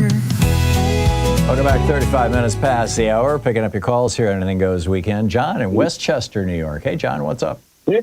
Hey, Tom, happy Friday. Hey, I think you made Trump's list with that song. You know, I don't, you weren't on it before. You're definitely on it now. Probably. The Supreme Court this morning kind of deferred it to Congress. Now that's legislation, right? I mean, couldn't we do like maybe a Project 2026 with legislation and the midterm elections? Well, we don't have the ability to pass anything through Congress right now. The Republicans control both houses. Yes. Well, when the next time they go for election is when? Well, you're going to have your midterms in November of next year. 2026. Yeah. Yes, I'm sorry. So that's our project, 2026. Oh, I see what you're saying. A living document, an actual living document. Yeah, I'm with you. I'd love to see it. I've been arguing for a long time that the DNC should set up a shadow cabinet. We should have a shadow president. We should have a shadow vice president. We should have a shadow secretary of state and secretary of the treasury. And these people should be regularly holding press conferences to say what they would do if Democrats were in control. And they should be writing it down, like you said, with the Project 2026. Spot on, John. Brilliant. Well, they're telling us it's legislation they want. That's the only thing that's going to change it. So that's what we should fight for. That should be the 2026. That should be. Yep. Legislation has the primacy. Have a great weekend. Yeah. Thank you. You too, John. Mike in Coos Bay, Oregon. Hey, Mike, what's up? Hey, Tom. Thanks for taking my call. Long time fan, of course, coming to the end of the show here. But I do have an issue. Since 2016, the far left has tossed so much, excuse the terminology, so much shade at the Democratic Party as a whole that I'm having a lot of difficulty. I'm having a lot of difficulty with that, with being told that the centrists need to vote in lockstep with the Mamdani win. And it was an impressive win, and I hope he does win. But with how much crap was thrown at Hillary and Biden in the primaries and after Biden won and through the general election, I'm having a lot of difficulty reconciling the messages that we're getting around Mamdani. I would argue it was the exact opposite, Mike. You know, Bernie came out and was calling for, universal health care, which every other democracy in the world has, and Clinton ridiculed him for it and threw crap at him. He called for universal free college, which every other democracy in the world has except us, and Clinton ridiculed him and trashed him for it. He called for a higher minimum wage, a $15 minimum wage, which we have here in Portland. Seattle's got a $20 minimum wage, and it increased the economic vibrancy. Clinton and the corporate Democrats said, "Oh, you can't do that. The fat cats who pay our way will be all upset." Jeff Bezos doesn't want to pay his workers more. Mamdani is not saying pretty much anything other than what Bernie has been saying all along. And I think, if the Clinton machine and the Democratic Party hadn't basically destroyed Bernie's chances in 2016, he would have easily beaten Donald Trump.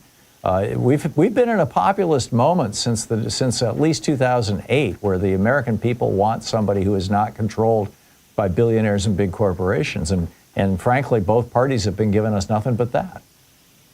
And I do actually have one thing that I'm going to say that's going to not be very popular, and I'm going to be frank about that.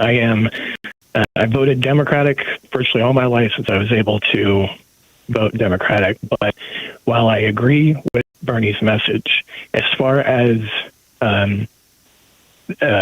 people whose primary message is the destruction of a wide-ranging Democratic Party, Bernie's camp has produced a few very powerful I don't know anybody whose message is to destroy the Democratic Party. Everybody that I'm hearing from is just calling for the Democratic Party to back away from Clintonism, to go back to where it was with, under Jimmy Carter and Lyndon Johnson and Franklin Roosevelt. Be the advocate for the average working person rather than for the fat cats in Wall Street and the bankers. Would you call this a fair statement where Biden was as close to that as we've gotten up to this point, even with his communication issues? Yeah, Biden was damn close to Bernie. I mean, Biden asked Bernie to write his major piece of legislation, the Inflation Reduction Act. Biden was our first progressive president since Lyndon Johnson. And yet the far left, and I want to say that in quotes because I agree with a lot of what they say. I don't agree with a lot of how they look, of how the quote-unquote far left, because I agree with a lot of it, but I vote centrist when it comes to national politics, and I'm going to be frank about that. I don't know what centrist means. It means you're opposed to everybody being able to go to college for free? Absolutely not. Okay, does it mean you're opposed to everybody having free health care or inexpensive health care like they do in Canada? Well, wouldn't you call... to a certain extent, wouldn't you call anybody who would win a presidential election centrist? No. Donald Trump is not a centrist. Well, to oppose the current Republican Party, how would you balance further left policies out? I would go with what the people of America want. When you do the polling, you find that more than 70% of Americans think everybody should be able to have a union job. The centrist Democrats oppose that. The more than 70% of Americans think everybody should be able to have inexpensive health care, like every other developed country in the world. Centrist Democrats oppose that. They want a corporate program like Obamacare, where we're paying an average of $13,000 per person per year in the United States, and in Canada they pay $6,000. In France they pay $5,500, and they get better results, and people live longer. Keep in mind, sorry for stepping in. Keep in mind, I don't consider myself the problem solver Democrats. I get all that, but when I hear people describing centrist Democrats, either they're talking about these issues, these economic issues, or they're basically saying, that they don't think the Democrats should defend the rights of the queer community and black people, because it's unpopular with a lot of white racists. And I get that if you want to win elections, but I think I think that when you sell your soul, when you sacrifice your principles to win elections, you're not doing yourself or your country any kind of favors. Can I throw one more statement out? Well, you still haven't told me what position makes somebody a centrist. What is it that what is the position that Mamdani is taking that is not within the mainstream of the Democratic Party and doesn't poll better than 60 or 70% among the people as a whole? Name one policy. From some of the things that I've read up to this point, and you know where I'm calling from, so I'm not a New York voter, but some of the things that I have read trying to I'm not educate talking myself about generalizations. Give me a specific. Isn't there a policy that he has proposed for a government-run grocery store in New York? In food deserts, in those areas of New York City where you cannot walk to a store and buy fresh fruit and vegetables, he is proposing that the city open those stores. Yeah, absolutely. What's wrong with that? Well, I used to live in the city center of Pittsburgh, where there was also a food desert there. Mm-hmm. So I've personally been in situations like that. But if policies in that context were to try to go national, that's where I think that would be. That's where I think there's a weakness there with that. It's going to work in New York. Food is pretty because essential stuff. Of the wealth in New York. You can't live without food, and living on the kind of food that you can only get in food deserts. So the only kind of food you can get in food deserts, ding dongs and Twinkies and potato chips and anything that's packaged and will last on a shelf for more than a year, is a sure route to obesity and heart disease, which then costs society a fortune. I mean, there's nothing centrist about having food deserts that cause people to cost us all, a small fortune in healthcare costs. Looking back on Kamala's campaign, would you have considered her centrist or more further left? She campaigned generally as a progressive. I think the big mistake, the centrist mistake that she made was inviting Liz Cheney and inviting billionaires like Mark Cuban to campaign with her. But no, by and large, she was taking progressive positions, and I think that if Democrats want to win elections, they need to take centrist positions. I hear the music, and I just want to let you know I was 100% behind her. Just for additional context. But thanks, Tom. No, I get it. Yeah, I'm not trying to debate you, Mike. I was trying to understand. What does centrist mean? I still never got a clear answer, but we'll have to have another conversation in the future. Mike, thanks for the call. We'll be right back. You're listening to Thom Hartmann. Visit thomhartmann.com for audio and video archives. I am, just for the record, I am always happy to be challenged, to debate, to discuss, to disagree. I mean, that's no problem. Go for it.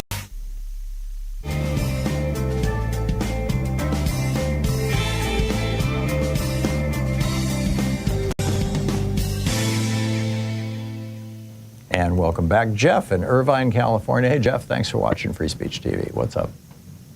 Hi, Tom. Well, I was going to call to talk about the Supreme Court, but after the conversation you just had, kind of fits right in, because I blame Democrats for a lot of what's going on now.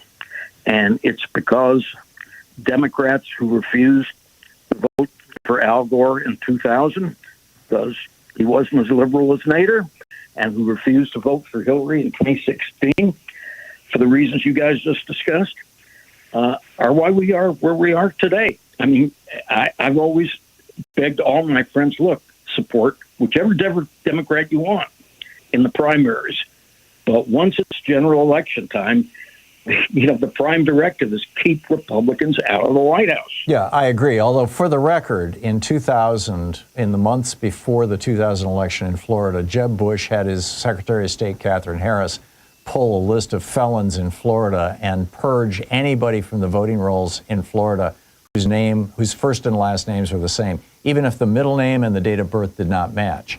And the result of that was, because most of the felons in Texas are Hispanic or black, the result of that was that roughly 70,000, some people say it's as high as 90,000, but certainly at least 60 to 70,000 African Americans and Hispanics were knocked off the voting rolls in Florida.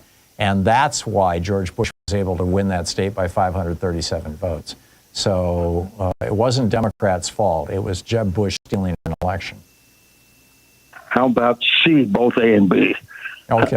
Yeah. No, I just want, whenever anybody, I think it's important that we all remind ourselves of that over and over and over again. That was a stolen election. Well, I think, not to mention the Supreme Court's role. Every election since then that Republicans have used to get in the White House has been a stolen election. 2016 and obviously last year. Yeah, well, in 2016 they used the Russians, and last year Elon Musk handed the election to Trump between X and his $250 million. Yeah, I'm not disputing that. I remember Catherine Harris well, but there were also 90,000 Floridian Democrats who voted for Ralph Nader. That's correct.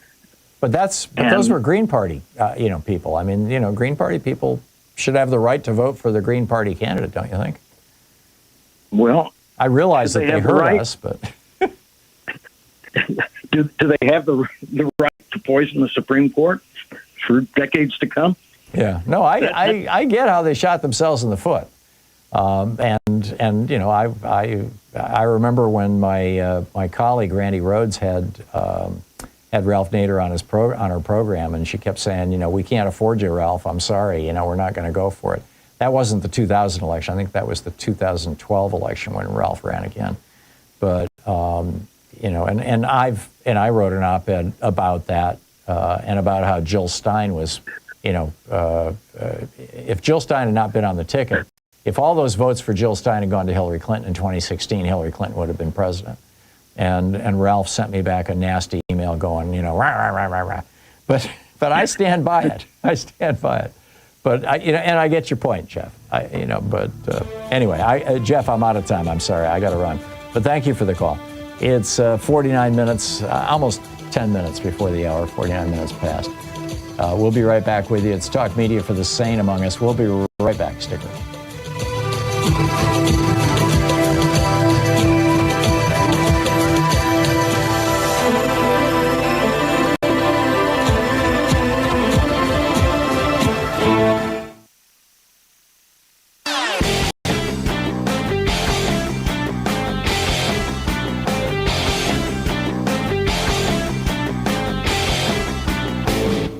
Hey, thanks so much for sharing our program and for reaching out to our stations and sponsors and letting them know that you're listening. It really means a lot to us. America is suffering from an epidemic of bullying. And one of the things we know is that culture, including bullying, flows from the top down. We've seen studies where when issues of, for example, being gay or transgender are being debated in the public, gay and transgender kids in school are more likely to be bullied. When racial issues are being discussed, people of minority races are more likely to be bullied. Well, now we've got a man who has literally built his career on being a bully, Donald Trump, as president, or was president, as candidate. And he is driving this insane bullying campaign and using it as a political weapon across the United States. And it's contagious. It's dangerous. There's an entire article about it over at HartmannReport.com titled America's New Epidemic, A Nation Overrun by Bullies. Check it out.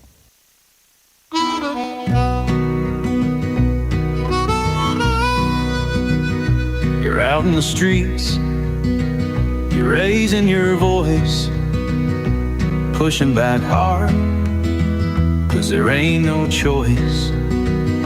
You see the storm, you feel the weight, fighting for justice before it's too late.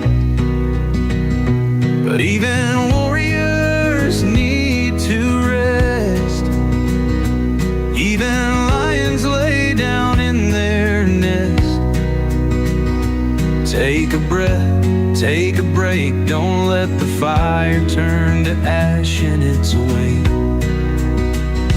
Keep the fire, find the light. 52 minutes past the hour. Welcome back. Picking up your calls here. Tony in Shirley, in New York. Hey, Tony, what's on your mind today? Hey, how you doing, Tom? It's been a long time since we spoke. Real quick, two questions, two things. Number one, Mondani, I believe, is going to be the new picture of the Democratic Party, in my personal opinion, because he represents a lot of views that the growing majority definitely embrace. And I think that it's something that the old dog Democrats like Schumer and Jeffries, who still refuse to congratulate him, either need to embrace him or need to get out of the way. I agree, although the one thing that they're now bashing him upside the head really hard with is the fact that he's Muslim. I mean, we're just seeing the ugly come out in the Democratic Party. It's really sad. But back to you, Tony. It is. The second thing was, I'm seriously contemplating, I'm already looking into moving to Portugal. I'm a Hispanic male, I'm a citizen, but you've spoken to me before, you know that I'm in sales. I was one I talked to quite some time ago. I refuse to sell to the gun industry anymore and supply them with any tooling. But that being said, because of what's going on lately, especially here on Long Island, there's ICE all over the place. Nassau County, the executive here has already authorized the police and to not only work with ICE, but he's already deputized citizens to also pulling over cars. So I don't even see my customers anymore because I'm literally living in fear. So now I'm at the point now with my wife, and I said, it's time to move to Portugal because I don't see any way out for the next couple of years. I don't see anybody in the Democratic Party that's going to be able to stand up and do something about this. And I'm in my mid-60s. I'm living in fear constantly, and this is not healthy. I get it, Tony. One of my best friends, the former president of this network, Free Speech TV, that I'm on, has, with his wife, moved to Portugal. Greg Palast is spending an awful lot of time in Portugal because his director has moved to Portugal. I mean, I know people who've done that. Louise and I went over and visited them, and it's a beautiful country. I can't discourage you from it. I'm going to stay here. I've got family here. I love this country. I'm going to fight for this country. I realize that there are substantial risks associated with that. I get death threats. You wouldn't believe the crap I get. But I know that. But I'm going to stick around. I know that the right-wing side, they throw unbelievable stuff at you, and I, you're in the public venue, so of course they're going to naturally go after you.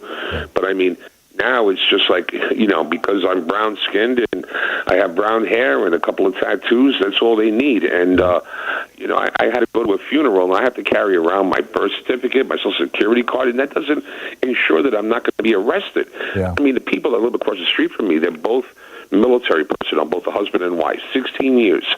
And when they first started these immigrant crackdowns, they started in Elizabeth, New Jersey, in a fishery up there.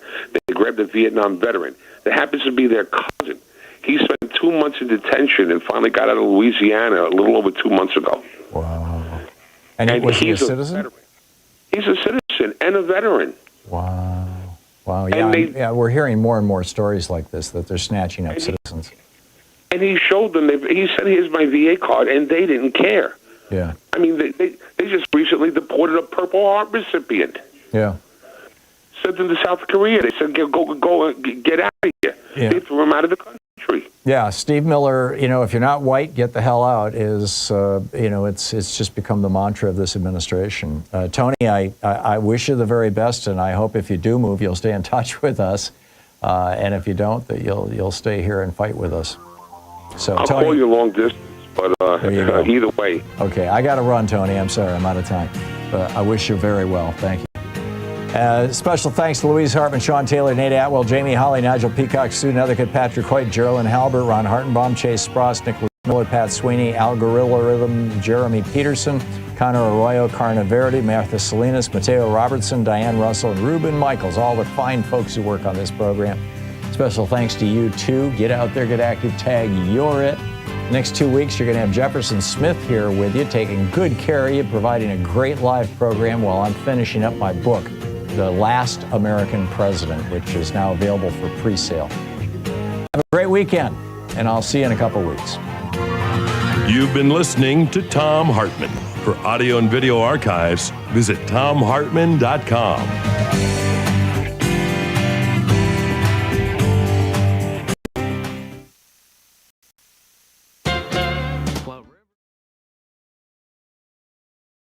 In addition to bringing you the Thom Hartmann Program here on Free Speech TV and Video Media Online, we also have a whole set of ways you can interact with us and tools you can use to spread the word about the importance of democracy and the threats to it in our republic.